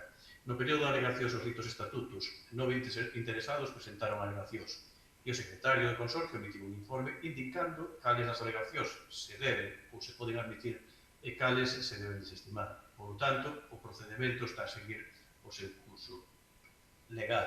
Na moción que hoxe presentan, falan dunha nova división do consorcio a raíz dunhas notas de prensa aparecidas nos medios de comunicación e eu quero destacar que se tratan de notas, non de ninguna solicitude formal presentada, tal e como corresponde, cun ano de antelación sobre a data da marcha efectiva, polo que reiteramos que o procedimento de transformación en mancomunidade está totalmente vixente. Está tutelado pola Comisión Xestora do Consorcio e, máis, este próximo venres día 4 de xuño celebrarase unha xuntanza da ita xestora para analizar diversos asuntos deste trámite de transformación. Polo tanto, non estamos a falar de posturas oficiais registradas ante a Comisión Xestora e non vemos a necesidade de convocar unha asamblea xeral sobre un asunto que non se produciu, polo que confiamos non bon facer da dita xestora. Falaba o voceiro popular sobre petición de información que no anterior mandato, cada vez que se producía algunha cuestión ou novidade logo das xuntanzas do pleno do consorcio, que todos os demais grupos eran informados, no que vai de mandato, esta alcaldesa está a continuar con esa información. Na última xunta de voceiros se informou e nunha anterior tamén se deu información oportuna, como se vai a dar a información pertinente da xuntanza que vai a ter lugar no 4 de xullo. Por lo tanto, non sei porque afirma que no anterior mandato se informaba deste. Non, eu creo que non é así, se informou no anterior e se está a informar neste. Xa para rematar, insistindo no noso compromiso de mancomunar ou consorciar un servicio como é o da recollida de residuos sólidos urbanos, o noso voto vai a ser desfavorable polos antecedentes e polos argumentos que expliquei nesta primeira intervención. Nada máis que añadir.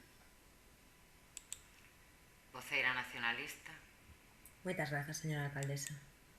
Ben, sobre a cuestión do consorcio, o único que temos claro é que a veciñanza de Betanzos, así como dos concellos que son limítrofes, vimos asistindo nos últimos meses a un espectáculo bochornoso. un espectáculo en que se mesturan cuestións políticas, cuestións partidistas e, por suposto, si é certo, egos persoais que non veñen ao caso, mas que están ensombrecendo un proceso que desde o principio parece máis un espectáculo do que unha cuestión legal ou administrativa. Este espectáculo solucionaríase se se informase a veciñanza con claridade e se os grupos políticos, absolutamente todos, tivésemos coñecemento da situación real que se vive a día de hoxe dentro do consorcio neste proceso de mancomunarse. Porque este é un dos problemas recorrentes deste ente, desde a súa creación, desde o mesmo momento da súa creación, a falta de transparencia. Falaba o voceiro do Partido Socialista de que o que temos a día de hoxe son notas de prensa, mas que realmente a única información que temos os partidos políticos que non estamos ocupando as posicións de goberno son esas notas de prensa. Se o procedimento segue adiante e non hai nada oficial, tampouco temos un coñecemento de que isto sexa así. O certo é que nós seguimos crendo que consorciar servizos coa nosa comarca natural é o camiño correcto, porque nos permitiría contar con servizo de maior calidade para a nosa veciñanza e a un custo máis baixo. E isto é unha cuestión que nos favorece absolutamente todos e todas os veciños e veciñas de Betanzos e dos concellos da nosa comarca. E que, por tanto, deberíamos apostar por esta vía de maneira clara e rotunda, deixar a un lado estas cuestións partidistas e egocéntricas das que falábamos ao comezo. En canto á cuestión que mencionaba o voceiro popular, polo que puiden entender, querían vostedes cambiar o punto da nosa moción por outro en que se pedise unha información previa da alcaldesa aos concelleiros nunha sesión extraordinaria, polo que puiden entender. Ben, nós non estamos de acordo en cambiar os puntos da moción, os acordos da moción, desculpen, mas sí estaríamos de acordo, se a vostedes lles parece oportuno, en engadir o punto que vostedes nos propoñen como punto segundo ou como acordo número 2 da moción que o BNG presentou hoxe ao pleno. Vostedes nos dirán. Moitas grazas. Moitas grazas, voceiro popular.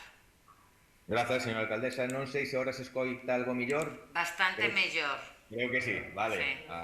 Alégrome. Bueno, ben.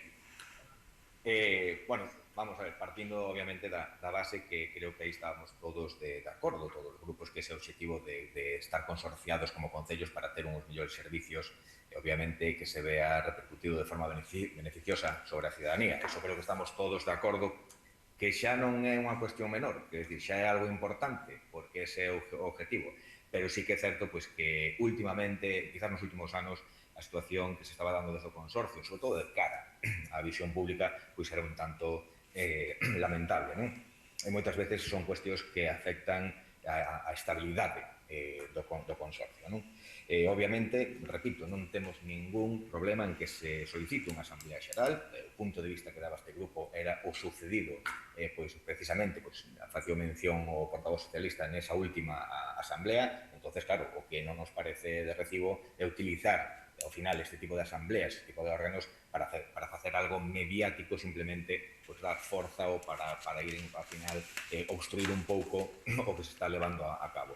Nós estamos de acordo en que a proposta que lle fixemos pois que vaya como engadido, non temos ningún problema, porque creemos que ademais que é prioritario antes desa asamblea. Voceiro popular, perdoe que o interrumpa, se agora pode repetir a proposta, agora que se lle escoita ben, sería positivo para toda a corporación.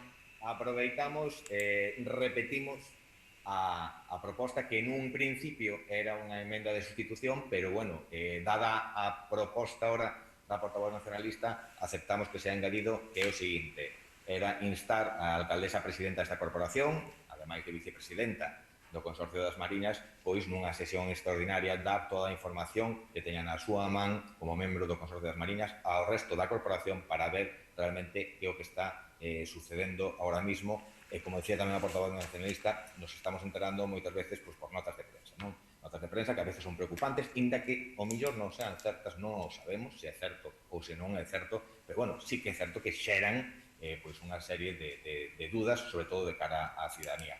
Se repito, é incómodo ver como en prensa ou a través dos medios, pois que ahora se quere este concello, ahora se quere unir tamén á saída dese concello pois outro, preocupante, non? Pois de cara á estabilidade deste consorcio ou futura mancomunidade. Entonces, bueno, a proposta iba nese sentido. Aceptamos que sea engadida como primeiro, como segundo punto, e reiteramos que, aparte desa posible asamblea que se vai a producir, creo que é importante esa información, esa transparencia por parte do Goberno Municipal de cara á corporación.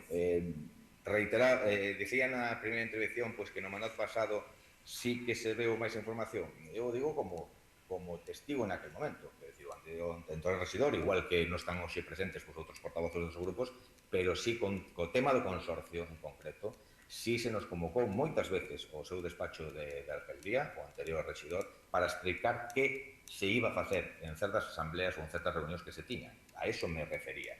Noto en falta, neste mandato, que non se produce. Quer dicir, fai uns días que saliu isto en notas de prensa, e obviamente creo que habría que actuar de forma rápida, chamar os portavoces dos grupos, e obviamente dicir, non vos preocupedes, que isto non é o que está pintando os medios de comunicación, sino que hai total estabilidade e non hai por que preocuparse. Eso é o que me refiro. Esa información rápida e ágil cando sale algo e non enterarse pola prensa. Nada, engadir que a noso sentido de voto vai ser desde logo favorable e pola miña parte de momento, pois nada máis. Moitas grazas, voceiro socialista, algo que engadir?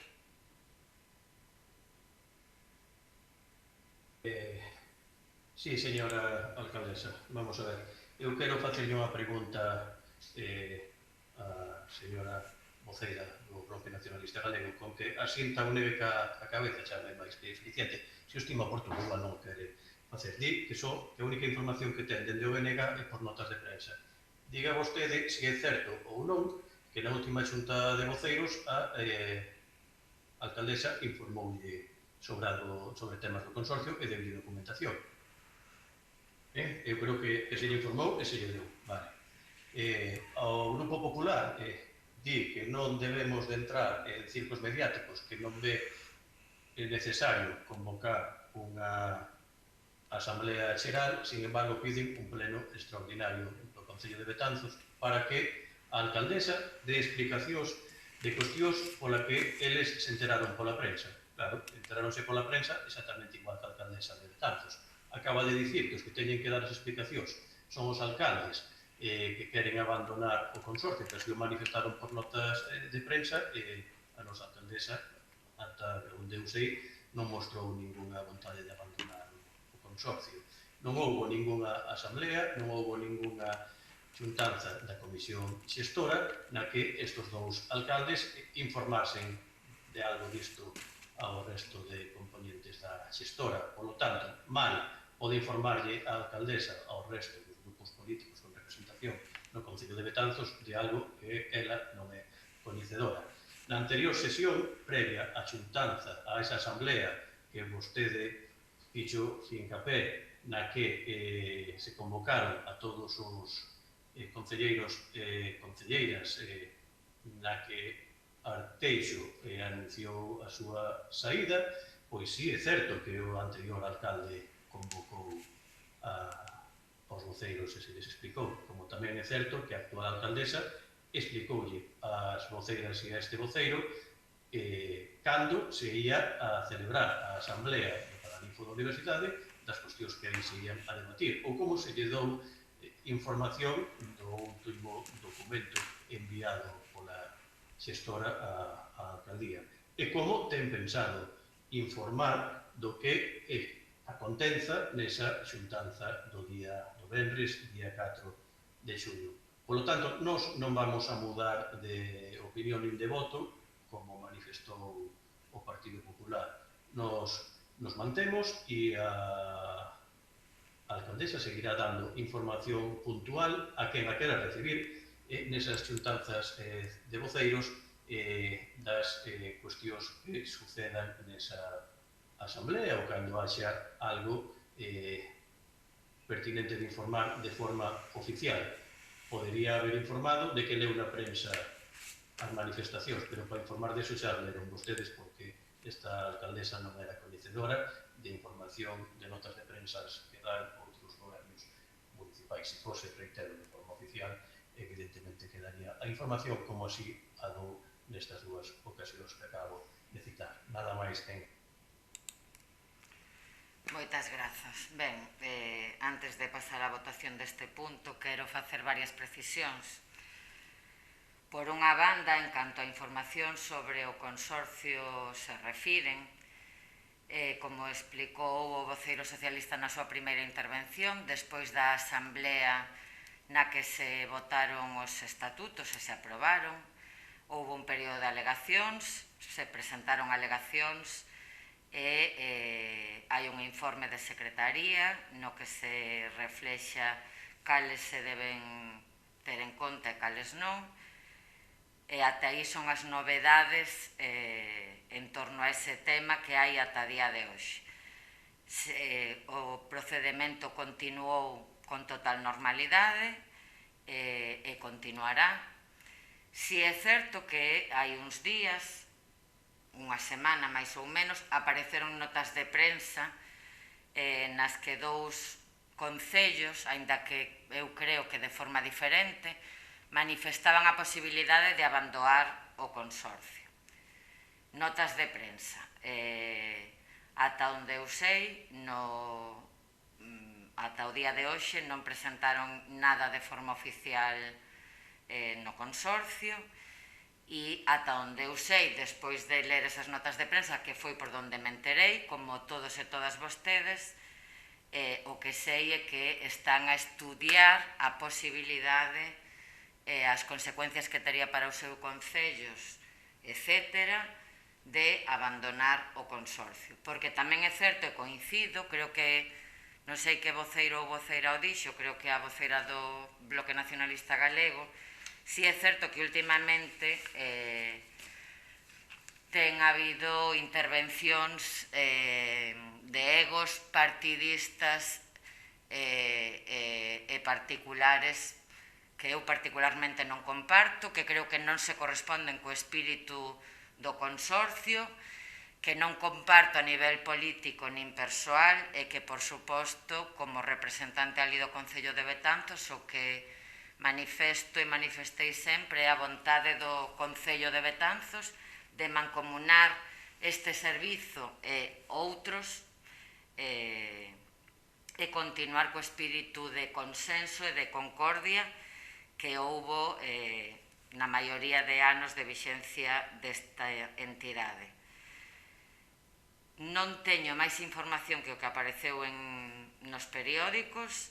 De feito, este venres, como tamén creo que apareceu en prensa, hai convocada unha xuntanza de alcaldes e alcaldesas dos 8 concellos que conformamos o consorcio para falar da actualidade do consorcio, onde entra esa polémica, por suposto, pero tamén espero a calidade do servizo, que era o que tiñamos agora mesmo sobre o que se estaba a traballar, e explicar ou aclarar que na última xuntanza de voceiras o que se trasladou aos outros grupos foi unha proposta de melloras do servizo que é no que oficialmente se está traballando no Consorcio das Mariñas. O resto, que foi a partir de aí, apareceu nos xornais.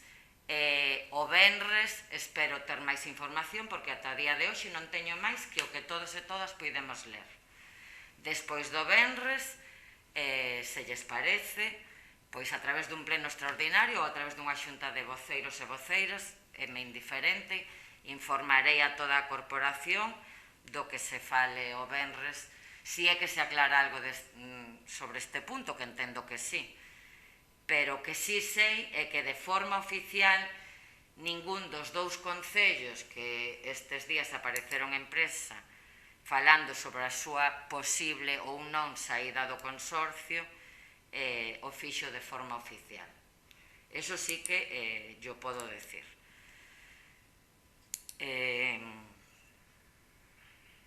Nada máis, señor secretario, que se proceda a votación. Engadindo, entendo que aceptou a voceira nacionalista a moción tal cual está presentada polo BNG, o punto que engadiu o voceiro do Partido Popular. Así que se vote con ese engadido. Bueno, pois pasamos a presentar a que presentou a moción a voceira do BNG. A favor, obviamente. Neste caso, o voceiro do Partido Popular. A favor. E o voceiro do Partido Socialista. En contra. Ben, pois este punto queda rexeitado co voto en contra do Partido Socialista e o voto a favor do Bloque Nacionalista Galego e do Partido Popular. Perdón. Perdón. Estaba dicindo que este punto queda rexeitado co voto en contra do Partido Socialista e o voto a favor do Bloque Nacionalista Galego e do Partido Popular.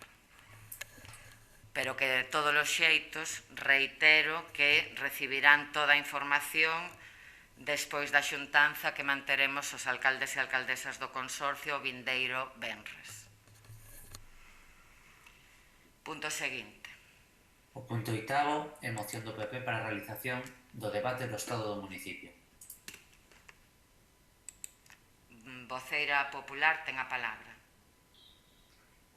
Grazas, señora alcaldesa. Bueno, en primeiro lugar, reiterar que eu antes non me opuxen a ningún tipo de asamblea. É dicir, o dicía portavoz socialista, en ningún momento rexeitei ningún tipo de asamblea ordinaria ou extraordinaria. De feito, Voceiro popular. Sí, por favor, estamos noutro punto. É que lle estaba pedindo o minuto de explicación de voto precisamente para aclarar eso. Pois non o escoitei, disculpe, pídolle mil disculpas. Incluso creo que a portavoz nacionalista quería contestar tamén que yo pediu. Bueno, pois, disculpen os dous. Cando queiran pedir o minuto de silencio, se ven que non nos vexo, abran o micro e díganos de voz, porque non me enterei. Pido mil disculpas aos dous.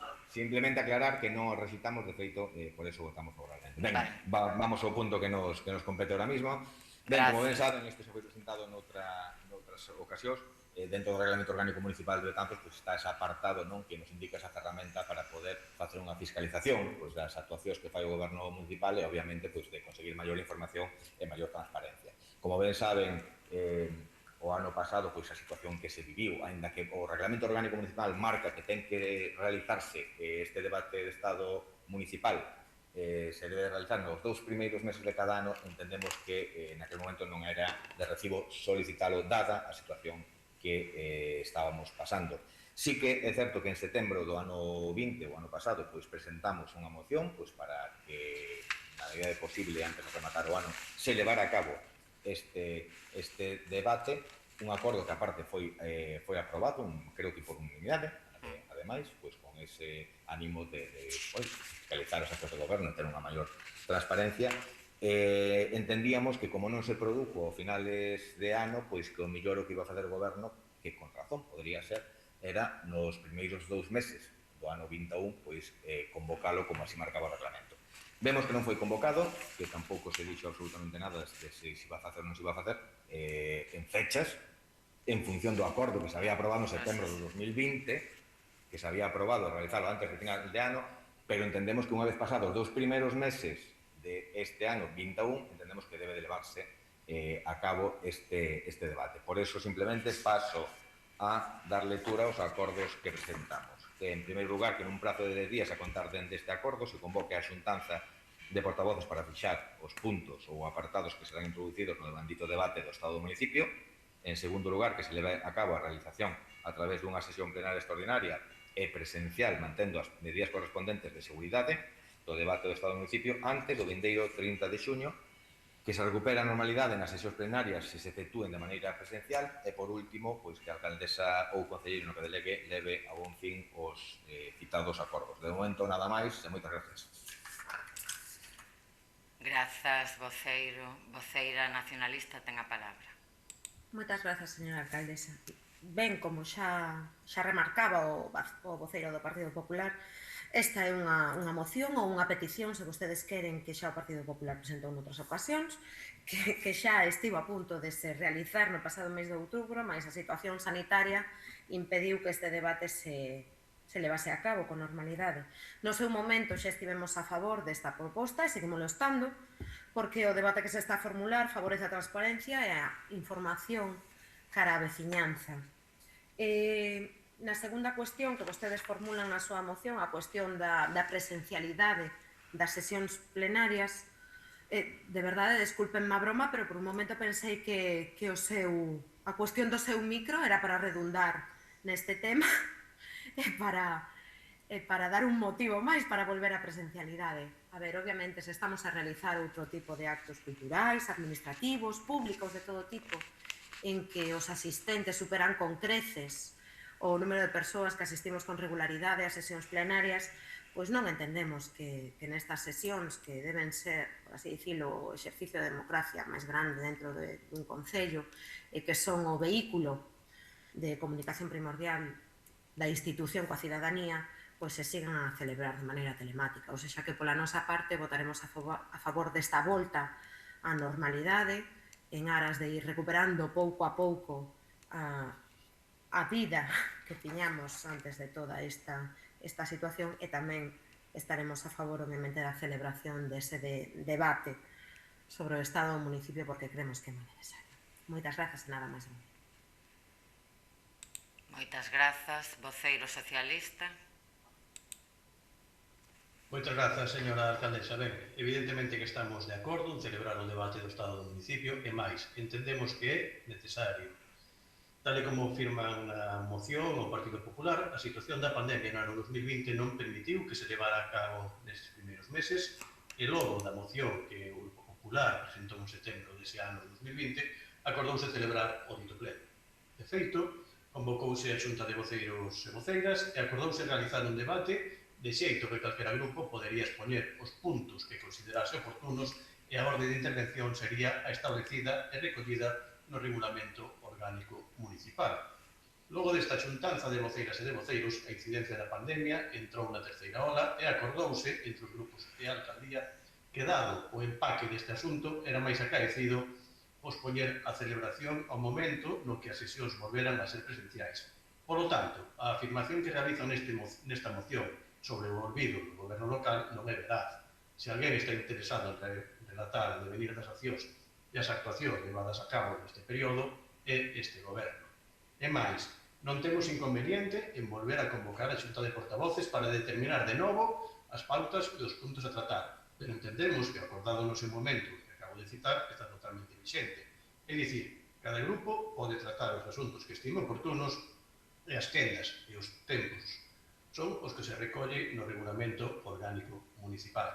Por outra banda, temos que ter en conta que coas infraestructuras coas que contamos a volta á normalidade aínda non é posible. Refírome ao salón de plenos.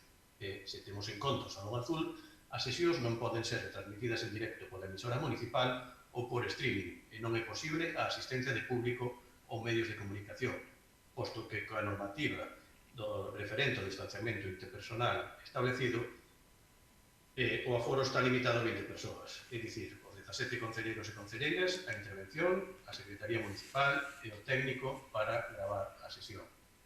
Ademais, non nos podemos esquecer das disposicións publicadas no Diario Oficial de Galicia aínda vixentes no tocante á realización de actos e reunións laborais, institucionais, académicos ou profesionais, e vemos como aínda no Diario Oficial de Galicia do pasado venres 28 de maio recóllese, leo de forma textual, que a realización destes actos poderá se levar a cabo sempre que se adopten as medidas previstas nos correspondentes protocolos de funcionamento. Ben que se recomenda que se realicen de forma telemática sempre que sexa posible. Por lo tanto, como administración local, debemos de predicar co exemplo. Por todo isto, a previsión do equipo de goberno é a de esperar a celebrar as sesións presenciais no momento que o nivel de vacinación permita que a autoridade sanitaria deixe de recomendar realizar as xuntanzas de forma telemática sempre que sexa posible. Insisto, estamos totalmente de acordo na necesidade de levar a cabo a celebración do debate sobre o estado do municipio, e estamos de acordo en volver a celebrar as sesións de forma presencial, e así se fará, insisto, cando as autoridades sanitarias retiren a recomendación de facelo de forma telemática sempre que sexa posible.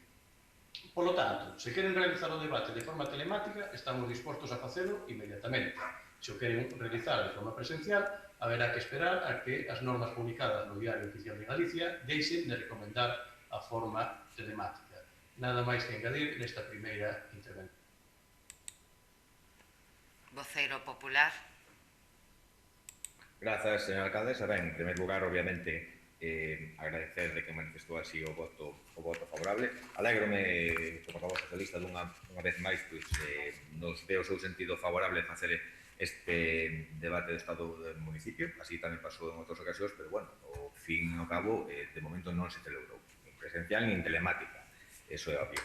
Eu creo que é máis que visible que noutras administracións, noutros órganos, noutros parlamentos xa se están levando a cabo que as medidas correspondentes certas sesións, tanto en comisións como en sesións ordinarias de parlamentos e incluso de Congreso e de Senado, co cual creo que seguindo as recomendacións non debería de haber ningún problema, pero bueno, sí que me alegra, reitero, que volvan a votar favorablemente a esta petición. Se fixo máis veces, pero ao final non se fixo.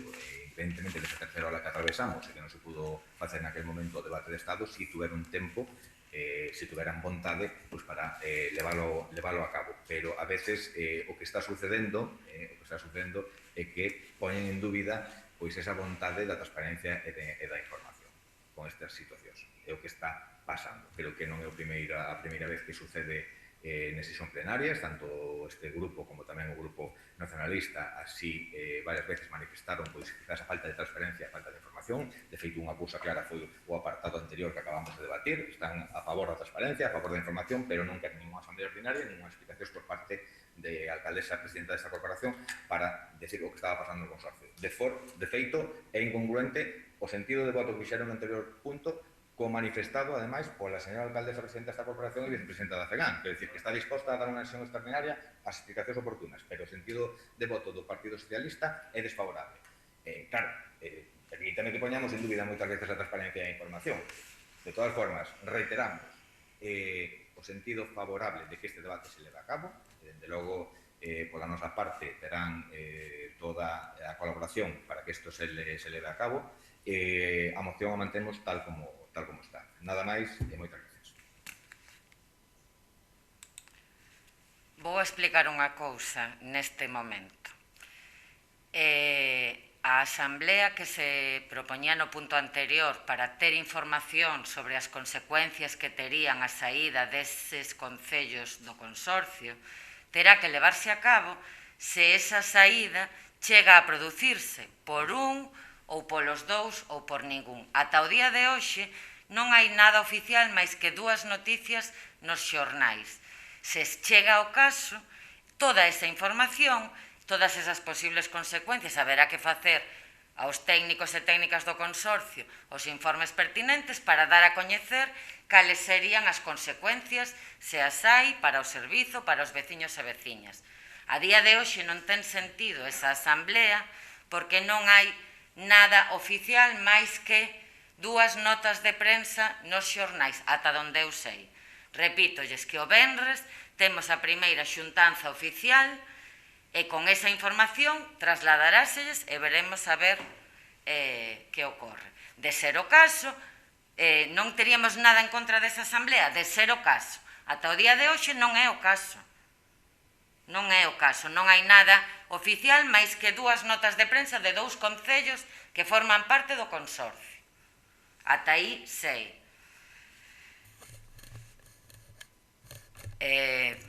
Voceira nacionalista, ten a palabra neste punto. Moitas grazas, señora alcaldesa. Ben, reiteramos o noso voto favorable á moción que hoxe presenta o Partido Popular, tal cal a presenta, porque nos consideramos que este debate só ten sentido de maneira presencial, con público e en aberto para que absolutamente toda a veciñanza coñeza a situación real no noso concello desde o punto de vista administrativo, político. Por tanto, gustaríanos que reconsiderasen a cuestión da virtualidade das sesións plenarias, porque seguimos pensando, reiteramos, que se fan outro tipo de actividades tamén se poden facer as sesións plenarias de maneira presencial, que temos instalacións máis que suficiente para que estas sesións se leven a cabo de maneira presencial e que cun pouco de vontade seguramente o poderíamos conseguir para o próximo pleno e para celebrar o debate que mencionamos na data que se propuña na moción do Partido Popular. Moitas grazas e nada máis. Moitas grazas, voceiro socialista. Ben, señora alcaldesa, vou a reiterar, o Diario Oficial de Galicia di o que di, a medida do posible, cando sexa posible celebrar este tipo de sesións de forma telemática, deberán de facerse, recomendan de que se faga así. O que non podemos estar pedíndolle a veciñanza que cumpla a normativa e nós que non prediquemos co exemplo.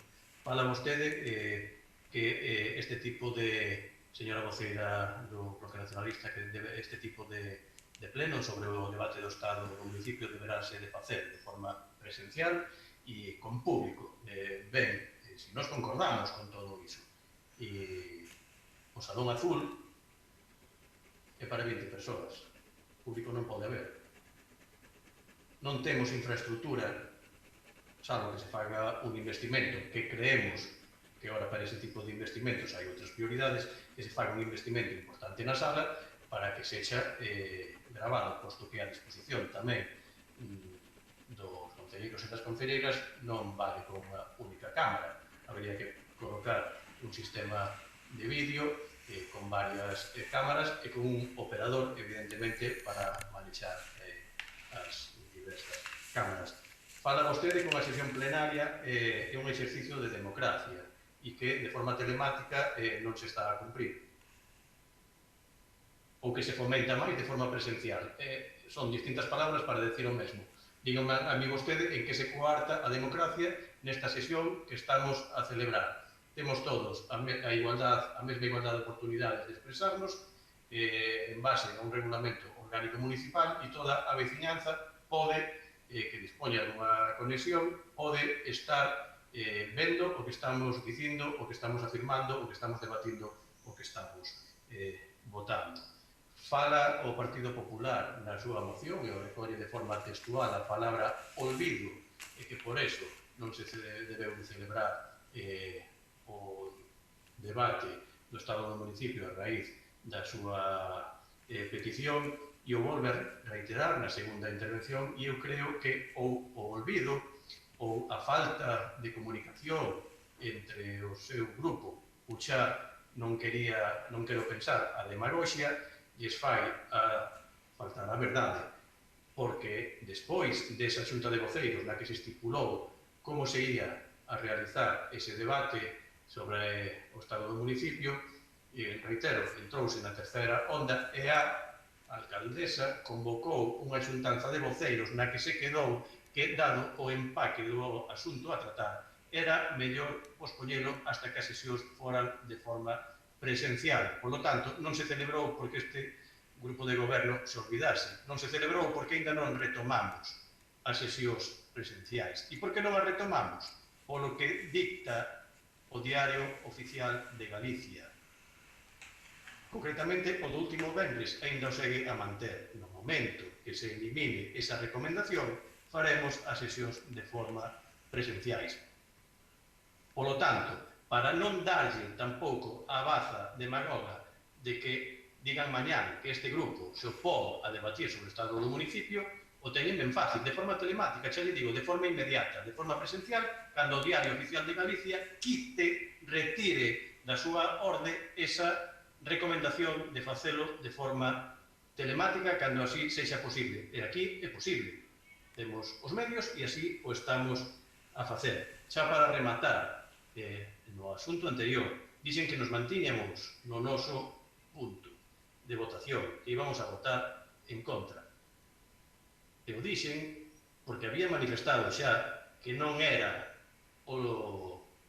pensábamos que non era oportuno convocar unha asamblea de concelleiros e concelleiras para debater sobre algo ficticio que non se había producido e vostedes despois engadiron unha proposta para que fora mantida na moción e votouse de forma conxunta. Por lo tanto, nós mantivemos a nosa postura e reiterei que a alcaldía non ia a ter ningún tipo de inconveniente de informar do que sucedese na xuntanza do día 4 ou en posteriores xuntanzas.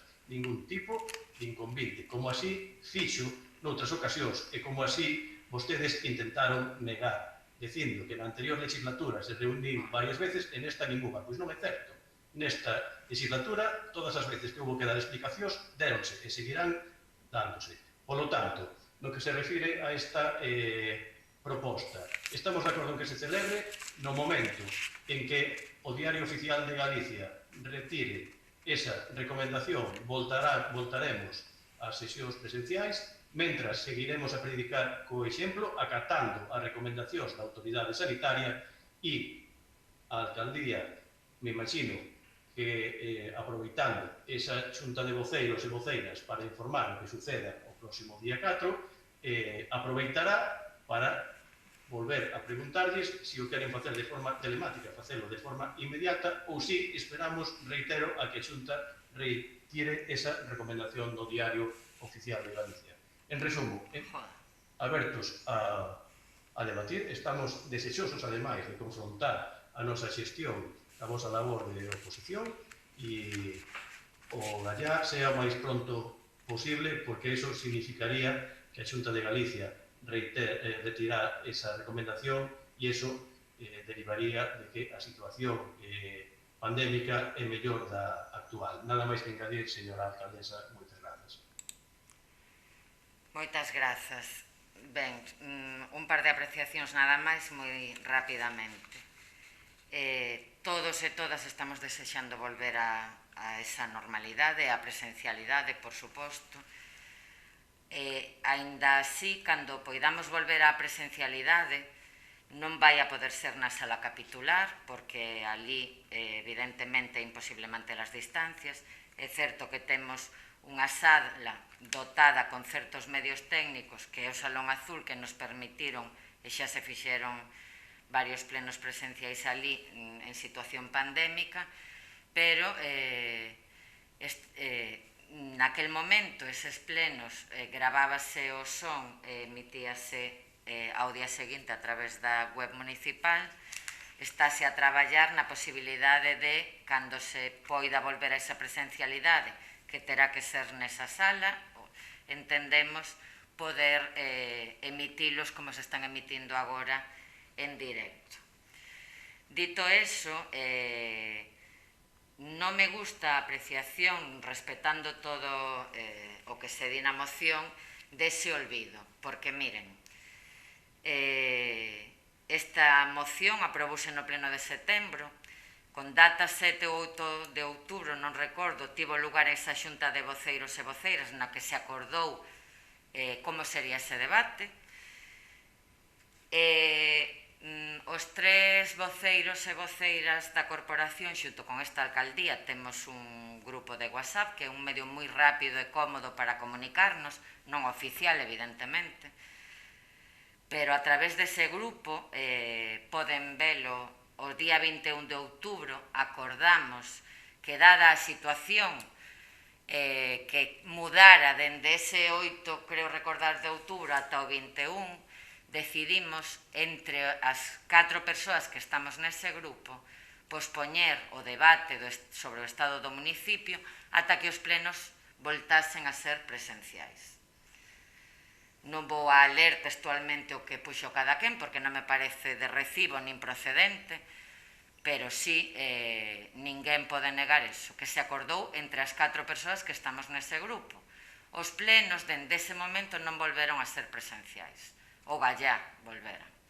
Entón, cando queiran, falámolo, entendo que un debate dese tipo, pola súa importancia e polo seu carácter histórico, porque vai a ser o primeiro, ademais, neste concello, debería ser presencial, debería poder ter público, aínda que telemáticamente pode velo quen queira, evidentemente, creo que o merece, pero falámolo e chegamos a un acordo ás 4 persoas outra vez, seguro, estou segura que acadaríamos un acordo.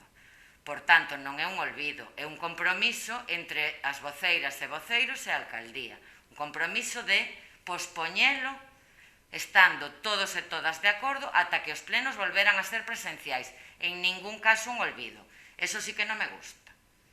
Se queren, digan que piden que volvan aos plenos presenciais e que se teña lugar ese pleno extraordinario, pero non un olvido entrecomillado. Non, porque eso non é certo. Non se corresponde coa verdade. Explicado eso, señor secretario, que se someta a votación este punto tal e como está plantexado. Procedemos á votación. A voceira do Bloque Nacionalista. Favorable, moitas grazas. E o voceiro que presentou a moción do Partido Popular. Favorable, logo adianto un minuto de explicación de voto. Vale. E o Partido Socialista. Favorable, me reservo a explicación de voto tamén, de ser o caso. Voceiro Popular, ten un minuto.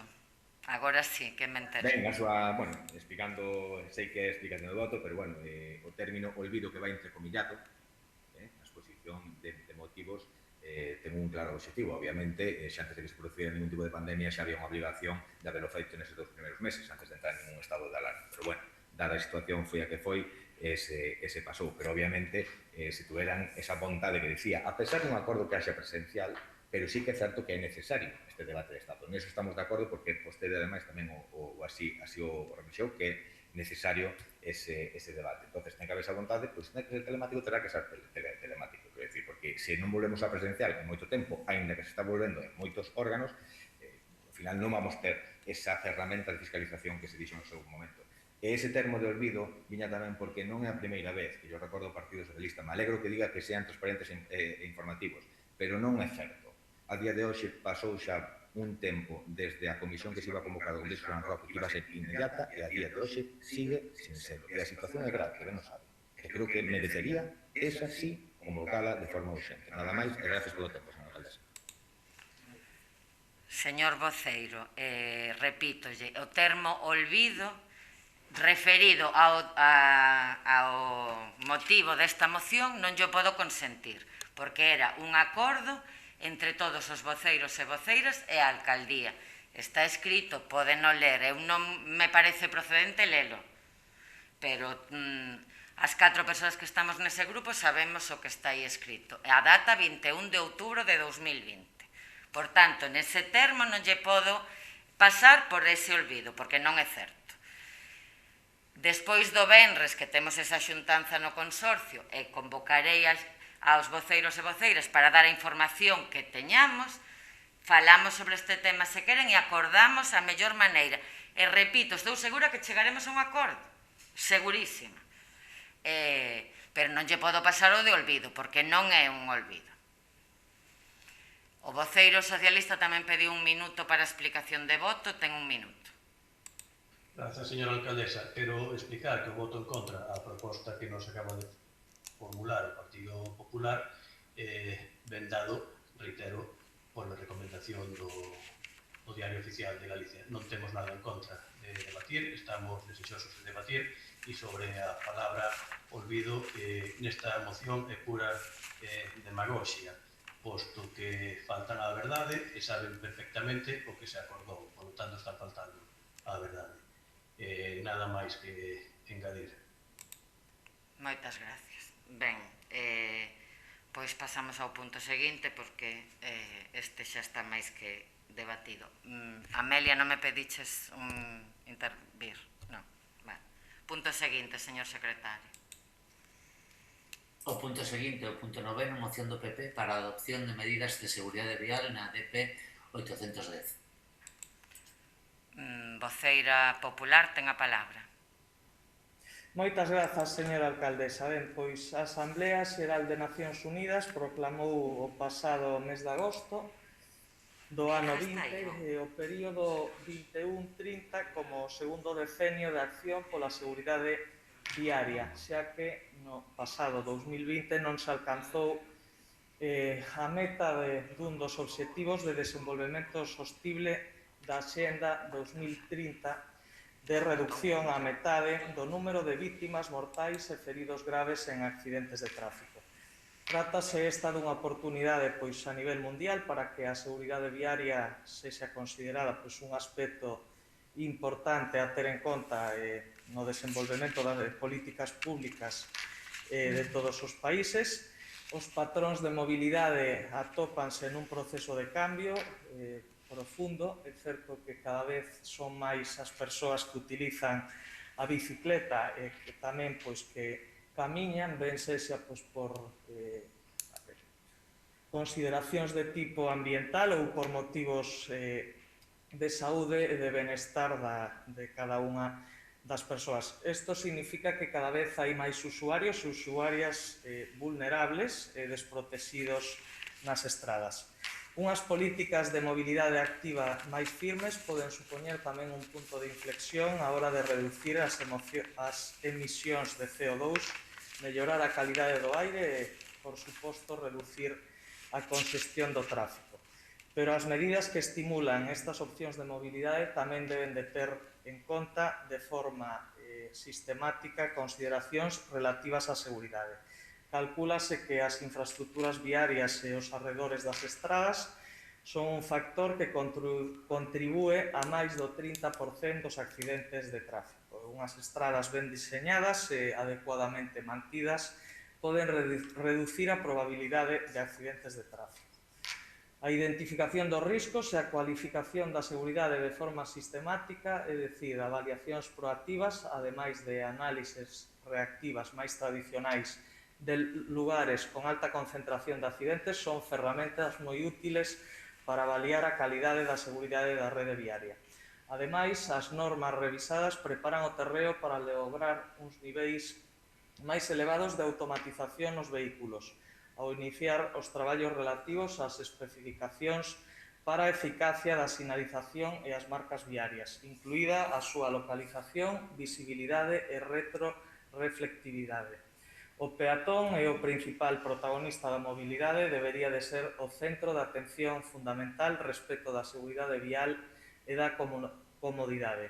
Temos constancia que na DP 0810, estrada provincial que rexistra altos niveis de tráfico rodado a seu paso polos núcleos de Piadela e Vila de Suso, a meirande parte dos condutores non respetan os límites de velocidade establecidos, poñendo en situación de risco extremo a veciñanza que utiliza o sistema de transporte público, principalmente nenas e nenos e persoas maiores, que se ven na obriga de cruzar a estrada para acceder ás paradas de autobús.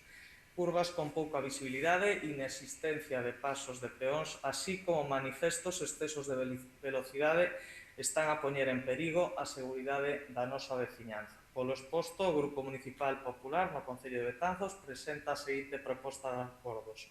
1. Instar a Deputación Provincial da Coruña a proceder a sinalizar pasos de peóns nas inmediacións das paradas de autobús nos núcleos de Piadela e Vila de Suso. E 2. Instar a Deputación Provincial da Coruña a establecer un sistema de control de velocidade que garanta a seguridade dos peóns que utilicen a citada estrada. E 3. E último, que a alcaldesa ou concelleiro ou concelleira no que delegue leva a bon fin os citados acordos. Nada máis que engadir nesta primeira intervención. Moitas grazas. Moitas grazas. Voceira nacionalista. Moitas grazas, señora alcaldesa. Moi brevemente, obviamente no Bloque Nacionalista Galego imos estar a favor de calquera medida que vaya a favor da protección do elo máis feble na seguridade viaria que é o peón, é dicir, as persoas. Compre poñer o foco sobre este aspecto, porque obviamente os peóns, os usuarios que camiñan a través destas estradas son o elemento máis feble da seguridade viaria e debe priorizarse a súa protección. Somos moi conscientes da problemática que arrastra esta vía, onde as altas velocidades se unen outras cuestións que aumentan a súa perigosidade, como son a conservación deficitaria, en que chama a atención a limpeza, a falta de limpeza da vía ou o mal estado de conservación das marquesiñas. Mesmo algúns veciños denunciaron durante meses que non se cambiaban esas marquesiñas para a espera do transporte escolar. Tamén a isto se vai unir a ausencia de espazos para camiñar os peóns ou mesmo outro tipo de vehículos que, como mencionaba a voceira do Partido Popular, cada vez son máis habituais nas nosas estradas e nas rúas das nosas vilas. Obviamente, gustaríanos que se optase por outra solución moito máis sinxela, que a de mellorar a vía, ou quizáis máis barata, que sería de favorecer o transporte público. Pois obviamente o exceso do uso do vehículo privado é o que nos leva a esta problemática e que provoca a maior parte das cuestións de perigosidade que teñen a ver con esta vía. Mais, mentres non consigamos ese transporte público idílico que nos permita abandonar o uso dos nosos transportes privados de maneira cotía, apoiaremos a moción que hoxe presenta o Partido Popular nesta sesión. Moitas grazas. Moitas grazas, voceiro socialista. Moitas grazas, señora alcaldesa. Ben, evidentemente que compartimos a necesidade de adoptar certas medidas de protección aos peóns nas estradas que transcorren polo noso concello e, por conseguinte, na estrada provincial de P0810. O goberno local, logo dunha xuntanza mantida pola alcaldesa con veciñanza de Piedela, trasladoulle ao deputado provincial de Vías e Obras a necesidade de sinalizar pasos de peóns nas inmediacións das Marquesiñas e obtivo compromiso do ente provincial de levar a cabo as ditas actuacións dentro dun plan de pintados provinciais que se vai a levar a cabo a partir do mes de xullo.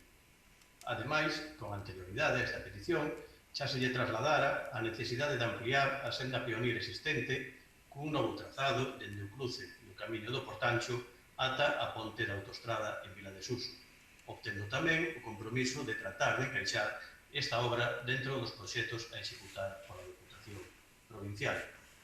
Pero non só nesta vía a Deputación comprometeuse a actuar. Temos tamén o compromiso de continuar coa construción de cunetas revestidas na estrada de P0906 para mellorar o ancho desta vía e así mellorar a seguridade viaria. Sobre a petición de establecer un control de velocidade na zona de Piadela, quero recordarlles que as competencias de tráfico fora do casco urbano e, polo tanto, o control da velocidade non son nin do Concello, ni moito menos da Deputación, son da Garda Civil. Se o Concello monta ali un control de velocidade é totalmente impugnable por parte dos sancionados, posto que non temos ningún tipo de competencia no control ou regulación do tráfico rodado fora do noso casco urbano. Polo dito, estamos de acordo na necesidade de mellorar a seguridade viaria, non só co pintado dos pasos de peóns, senón que ademais temos o compromiso, reitero, da Deputación Provincial de realizar outras melloras, como é a de completar a senda peonil existente, compromiso que estimamos que vai a ser realizado con celeridade. Pero aproveitando que estamos a falar da parroquia de Piadela, esta é atravesada pola estrada AC542, titularidade da Xunta de Galicia, estrada que a seu paso polo núcleo de Gliade segue a estar limitada a 70 km/h a pesar das múltiples peticións realizadas por este goberno local para que se reducira o límite de velocidade a 50 km/h. Peticións realizadas tras múltiples demandas da nosa veciñanza. A parte de estimalo este goberno local, fomos correa de transmisión, estamos sendo correa de transmisión ante a Administración Autonómica para que esta bella reivindicación se leve a cabo. Estamos a falar dun núcleo no que se atopan 43 parcelas, das cales 23 contan con acceso de vehículos e no cal se deron varios accidentes graves, tendo ademais en conta que esta vía entróncase coa estrada provincial que vostedes citan na súa moción. Se seguimos a falar desta zona e desta estrada autonómica, foron múltiples as peticións realizadas ante a Xunta de Galicia para que se adoptasen medidas de seguridade no cruce de Montellos, cruce considerado como outro punto delicado polo entronque coa estrada de P0105, en o que se deron varias colisións, sen que a Xunta de Galicia adoptase ningunha medida ata día de hoxe, a maiores de retirar unhas sinais colocadas polo Concello, nas que se advertía do cruce perigoso, logo das numerosas peticións feitas pola veciñanza residente nesa zona e froito dos accidentes que ali se produciron. Seguindo a falar desta estrada autonómica, no ano 2017, o goberno local solicitou a Xefatura Territorial da Consellería de Infraestructuras e Vivenda a adopción de medidas para levar a cabo a construción dun camiño seguro ata o centro Paimel e, posteriormente, incidiuse dunha pasarela peonil en Infesta, concretamente sobre a ponte do ferrocarril.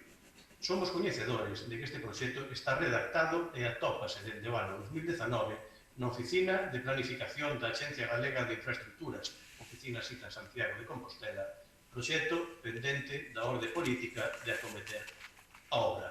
Polo tanto, compartimos a súa preocupación polas medidas a adoptar na estrada provincial DP 0810 e así o trasladamos no seu momento á Deputación.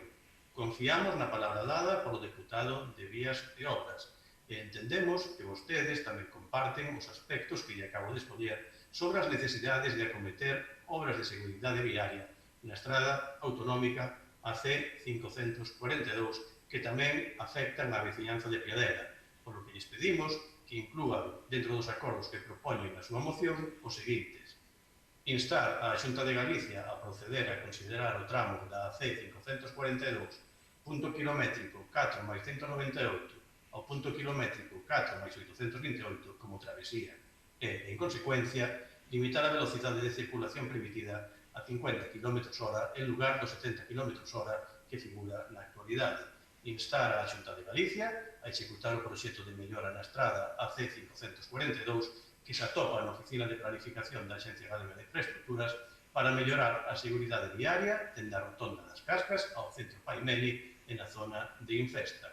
E instar a Xunta de Galicia a proceder a sinalizar e a levar a cabo as accións necesarias para eliminar os perigos existentes no cruce de Monteños da Estrada AC 542. Nada máis que engadir nesta intervención, señora alcaldesa. Moitas grazas. Voceira popular, ten a palabra. Moitas grazas, señora alcaldesa. Penso que me entendeu perfectamente cando falamos no punto 2 da nosa moción ao que se refire ao sistema de control de velocidade.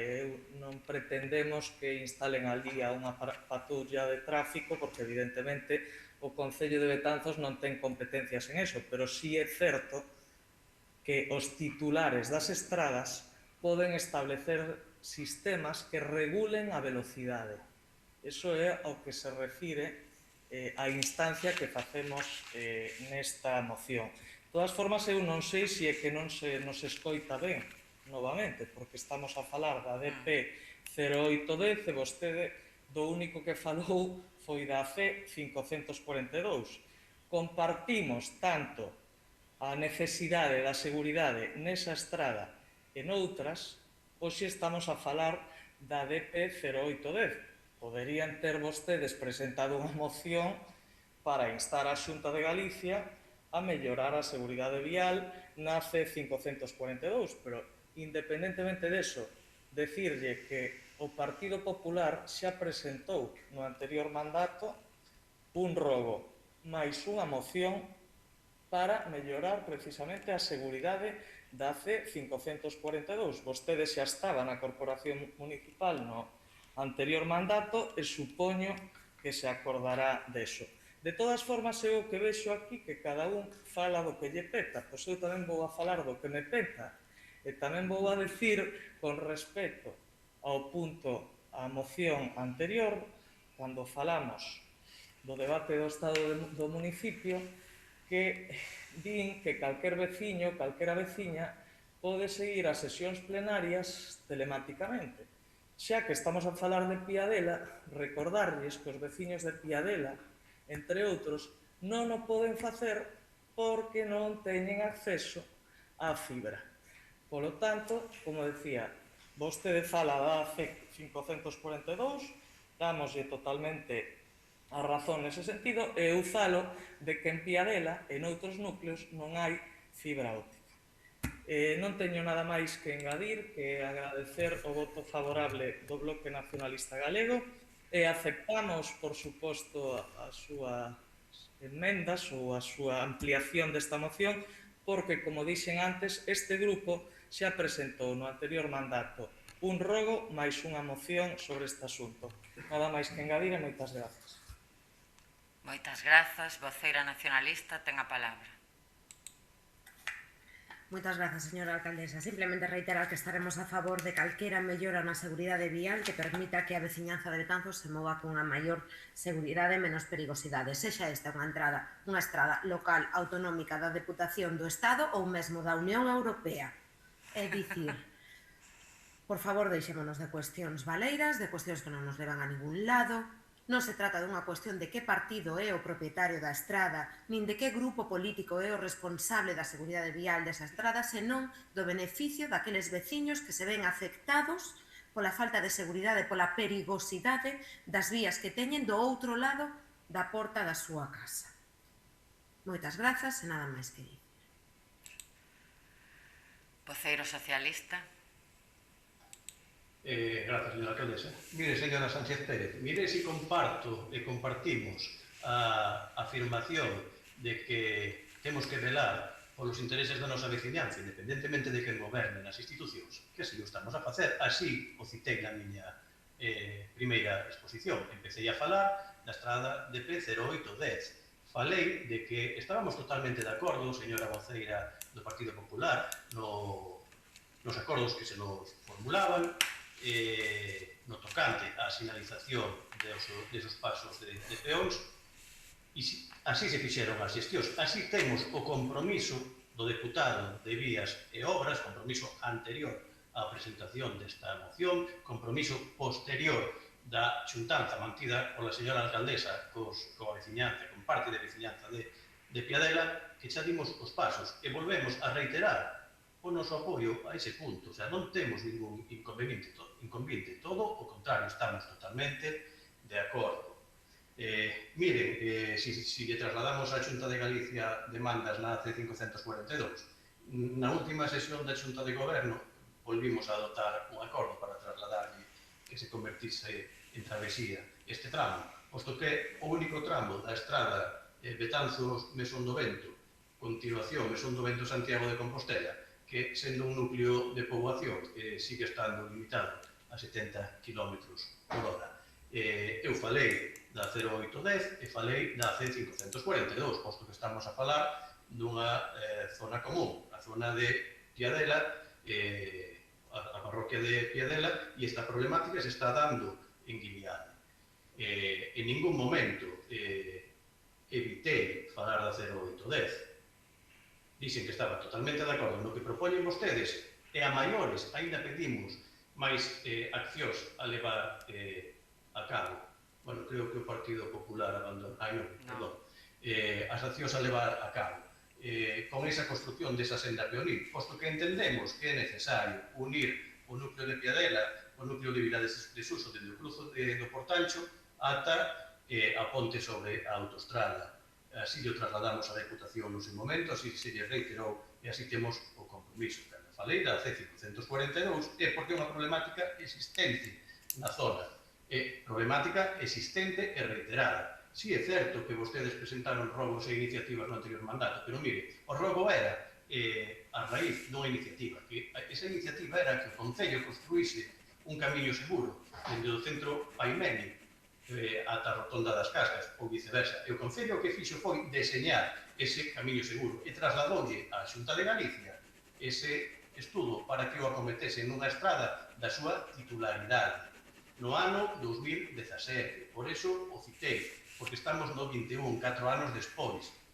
4 anos despois. Estou dicindo que unha petición que se acaba de producir no mes a finais de ano do 2020 xa foi acollida polo deputado de Vías e Obras e se nos dixo que no plan de pintados que vai a levar a cabo a Deputación no verano que ian a pintar os pasos de peóns que vostedes citan e que se había comprometido a alcaldesa de facer a xestión ante a Deputación. Polo tanto, si realizaron iniciativas, pero tratando de que o Concello realizase actuacións que non son da competencia municipal, que son competencia da Xunta de Galicia, e unha vez máis vostedes se volveron a poñer momento da man do seu goberno popular na Xunta de Galicia en vez de defender os intereses de Betanzos. O mismo que está a pasar no tema da fibra de telecomunicacións. Primeiro presentan aquí unha moción dicindo que o Concello non se adheriu a un convenio que podería dar solución a toda esa problemática, tirando de demagoxia e creando confusión na veciñanza, cando ese convenio era evidente que era única e exclusivamente para a rede de voz móvil, non solucionaba ningún tipo de problema na banda ancha, a alcaldesa reuniuse con esas persoas afectadas, e explicou que non era competencia municipal, que se estaba a desenvolver un proxecto dentro da Secretaría de Estado de Telecomunicacións en Betanzos, concretamente, que estaba acabándose a última fase na zona da Graña e que íbamos a facer todas as xestións oportunas para que Piadela tivese o mismo trato que tiveron outras zonas, como foi a zona de Infesta, que se fixeron xestións, posto que o polígono industrial que existe nesa parte do noso concello, concretamente. Voceiro socialista, teño que pedirlle que sexa breve porque ese tema está debatido e non é o da moción. Remate, diga o que quere decir, pero brevemente. Polo tanto, a alcaldía, dentro das súas competencias, fixo as xestións oportunas ante a Secretaría de Estado de Telecomunicacións. O Concello non ten nin pode gastar un euro público en levar cobertura de banda ancha a Piadela nin a ningún núcleo. Ten que ser o Estado. E o Estado está gobernado polo Partido Socialista nestes momentos? Sí, pero nos dá igual, o vamos a seguir demandando. Froito desas demandas, conseguimos que o núcleo de Piadela, o núcleo de Vila de Suso, o núcleo do Tarreo foran incluídos como zonas blancas a desenvolver nesa orde da Secretaría de Estado para as Telecomunicacións. Por lo tanto, non tiren da demagogia e non intenten ser cortoplacistas engañando a veciñanza, dicindo que o Concello non fai as cousas porque non quere, cando a realidade é que esas medidas non temos competencia para facer. Se a temos para a iluminación e os veciños de Piadela en breves días terán nova iluminación na súa parroquia. Nada máis que engadir, señora alcaldesa. Grazas a todos e todas. Evidentemente, creo que concordamos todos os grupos, como decía a voceira nacionalista, e unha vez máis coincido con ela, en que a seguridade debe ser a nosa prioridade, sexa quen sexa o propietario da infraestructura, sexa quen goberne en cada momento, en cada administración, e esa é a nosa prioridade e así debe ser. E espero que o de toda a corporación. Por tanto, señor secretario, que se someta a votación esta moción cos engadidos, entendo que aceptou o Partido Popular, propostos polo Partido Socialista. É así? Partido Popular, é así? Aceptan os engadidos? Sí, xa dixemos que sí. Vale. Pois, señor secretario, que se someta a votación a moción con eses engadidos.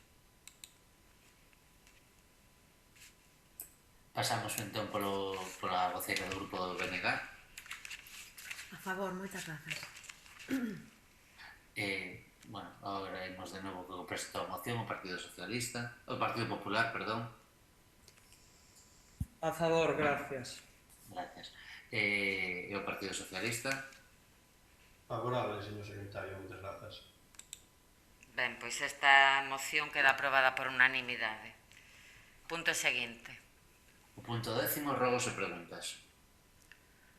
Ben, voceiro do grupo de goberno ten a palabra para dar lectura ás respostas do pleno anterior.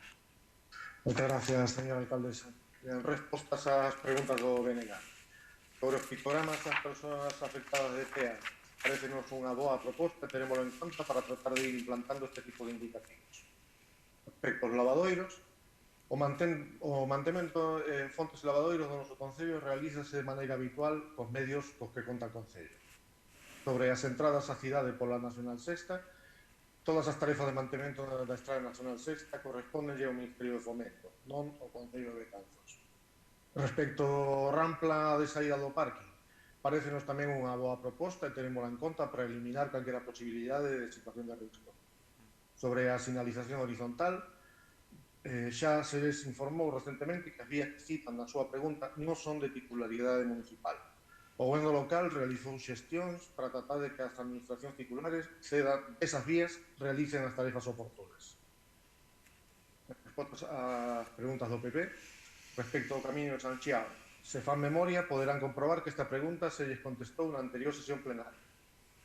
Sobre a gratuidade dos 30 minutos de aparcamento soterrado, o parking soterrado é gratuito para estadías inferiores aos 20 minutos, por lo que a afirmación que fan sobre que agora se cobran os aparcamentos de 30 minutos non é correcta.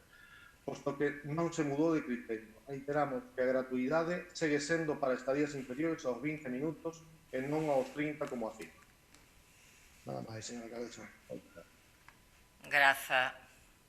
Grazas, voceiro. Agora ten a palabra a voceira do BNG.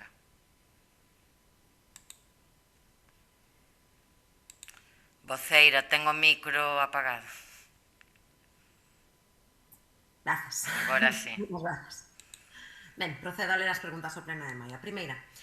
Os veciños do Camiño da Estación teñenos trasladado o seu malestar por un vertido persistente na rede municipal de saneamento que afecta directamente as súas vivendas, provocando danos materiais nas vivendas, ademais de molestias que o propio vertido provoca e as afeccións á saúde que pode ter.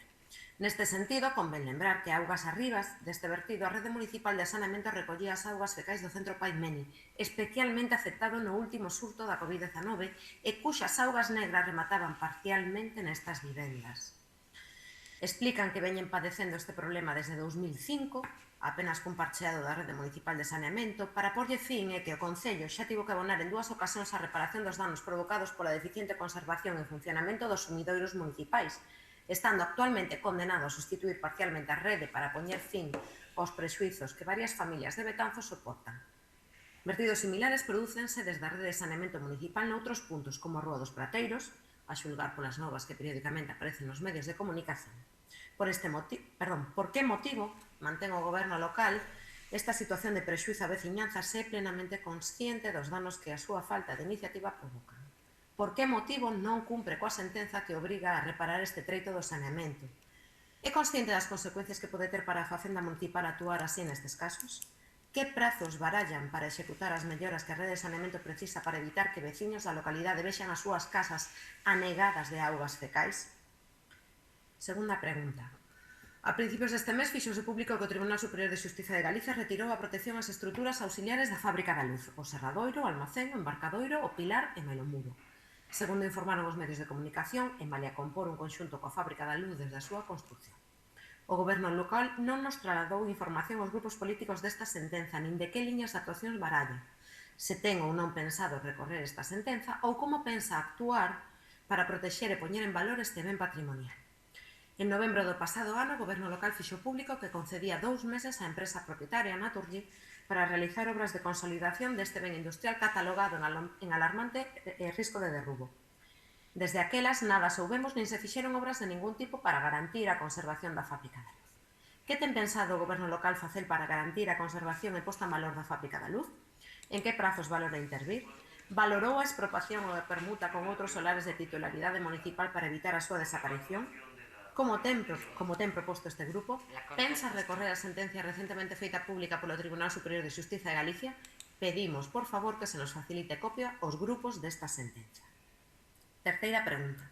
A veciñanza da Rúa do Rollo ten amosado o seu malestar ante o pechamento das escaleiras que unen a mencionada rúa coa Praza do Emigrante.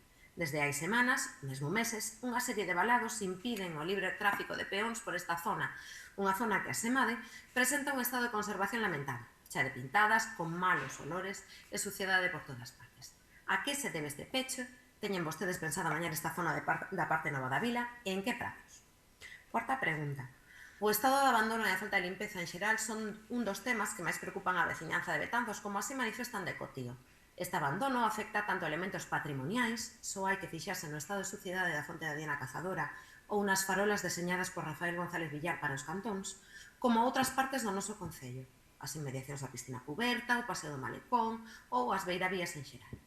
Teñen vostedes pensado levar a cabo un plan de limpeza real das rúas e mobiliario urbano da vila? En que momento se vai restituir a parte que falta da farola modernista de González Villar que desapareceu hai meses? A Igrexa da Nosa Señora da Angustia, da pregunta, pertence á parroquia de Santiago. Presenta un estado de conservación moi deficiente. Logo da reparación do seu tellado e da súa cúpula hai uns anos, estes elementos volven presentar unha profusa maleza e vexetación que pode chegar a danar seriamente o tellado e causar problemas de humidades no interior do templo. Poderían vostedes instar a autoridade eclesiástica competente a que realice os labores de limpeza e de conservación que foren necesarios para que o edificio non continue a deteriorarse? Moitas grazas e boa noite a todos. Boa noite, grazas. Voceira popular. Grazas, señora alcaldesa. Procedo a ler os preguntas. Primeiro, Rogamos ao Goberno Municipal que revise os dispensadores de xel hidroalcohólico situados nos parques infantís e que proceda a encheros que estén vacíos. Segunda, rogamos ao Goberno Municipal que proceda a reparar os desperfectos no pabillón cuberto de Guiliade. Terceira, trasladan os veciños e veciñas da parroquia de Piadela a necesidade de poñerlle fin ao un vertido de augas residuais existentes no núcleo máis poblado do lugar. Por iso, rogamos ao equipo de goberno que proceda á eliminación deste punto. Cuarta, cal foi o motivo do incumprimento da xustificación da anualidade 2020 do convenio para a redacción do PEPOCH? Quinta, a veciñanza, usuaria do Camino Cal das Barras, alértanos da necesidade de reposición da valla protectora, así como da gran cantidade de lixo acumulada. Rogamos que se dé cumprimento a estas peticións de reposición e eliminación do lixo existente na zona. Máis nada, moitas grazas. Moitas grazas. Aínda que non é habitual contestar na mesma sesión plenaria, vaise dar resposta a unha das cuestións. Neste momento, para dar esa resposta, ten a palabra o voceiro do Grupo de Goberno, neste caso. Ben, a resposta é a primeira pregunta que fixo a señora Sánchez Pérez, posto que ven a colación do debate anterior sobre a mellora da seguridade viaria, ainda que non estamos a falar de mellora da seguridade viaria, pero sí falamos da estrada AC542 dun proxecto existente, non? No seu momento, produxeronse unha serie de verquidos na rede de saneamento debido a unhas roturas na canalización que trouxo consigo a entrada en dúas vivendas do camiño da estación. Os dous propietarios presentaron unha reclamación patrimonial ante o Concello,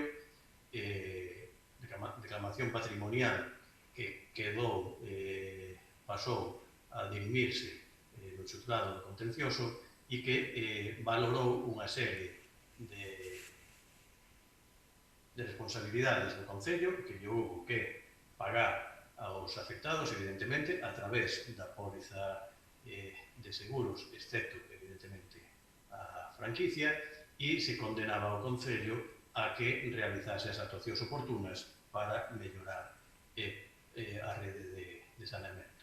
Ben, naquel momento se estaba en conversas ca Axencia Galega de Infraestructuras para levar a cabo esa mellora das beiravías, na C542 e desa actuación conxunta na pasarela que se ia a construir sobre a ponte de Piadela e foron receptivos, xa que tiñan previsto levantar todas as beiravías por donde van precisamente as canalizacións das augas fecais afectadas a repoñer ese tramo. Como o compromiso quedou pendente nesa oficina de planificación pendente do compromiso político de licitar as obras, o Concello de Betanzos trasladoulle o Concello de Betanzos recibiu unha execución de sentencia na que se instaba a realizar un proxecto da obra necesaria para acometer as ditas melloras e se lle daba tamén un prazo para acometer as obras. Ben, o proxecto se enviou ao xuzgado en tempo e forma e, paralelamente, no momento que se enviou ao xuzgado, se lle pediu permiso ao titular da vía, da C542, para levar a cabo esas obras necesarias para paliar a problemática existente destes dous vecinos. Se lle trasladou ao xuzgado que o proxecto sería levado a cabo no momento que tivésemos esa contestación, esa autorización da Axencia Galega de Infraestructuras. O proxecto está orzamentado, no orzamento do ano 2021 incluíase unha partida de algo máis de 75.000 euros para a reparación do saneamento no camiño da estación. É ese proxecto para dar cumprimento á sentencia. Non o podemos levar a cabo hasta que non teñamos o permiso da Xunta de Galicia para poder actuar. Por lo tanto, esa é os prazos que se barallan nesta institución. No momento que teñamos os permisos do titular da vía, levarase a cabo a obra necesaria. Grazas. Sí, Amelia. Ben, eu tamén quixera facer unha aclaración a respecto deste punto. O propietario dunha das vivendas afectadas en cuestión afirma que o permiso a autorización da Xunta de Galicia para levar a cabo estas obras figura no Concello de Betanzos desde o pasado día 4. Ese dato non o temos. De ser así, licitarase no seu momento. A persoa encargada de contratación non tiña constancia a semana pasada disto. Si é así, non se preocupe que licitarase no momento que este informado o proceso de licitación. Ningún inconveniente para hacerlo, todo o contrario, está o concepto elaborado. Agardamos que así sexa. Moitas grazas. Ben, pois, efectivamente, esperemos que así sexa. Pois, sen máis asuntos que tratar, moitas grazas a todos e todos. Levantamos a sesión. Boa noite.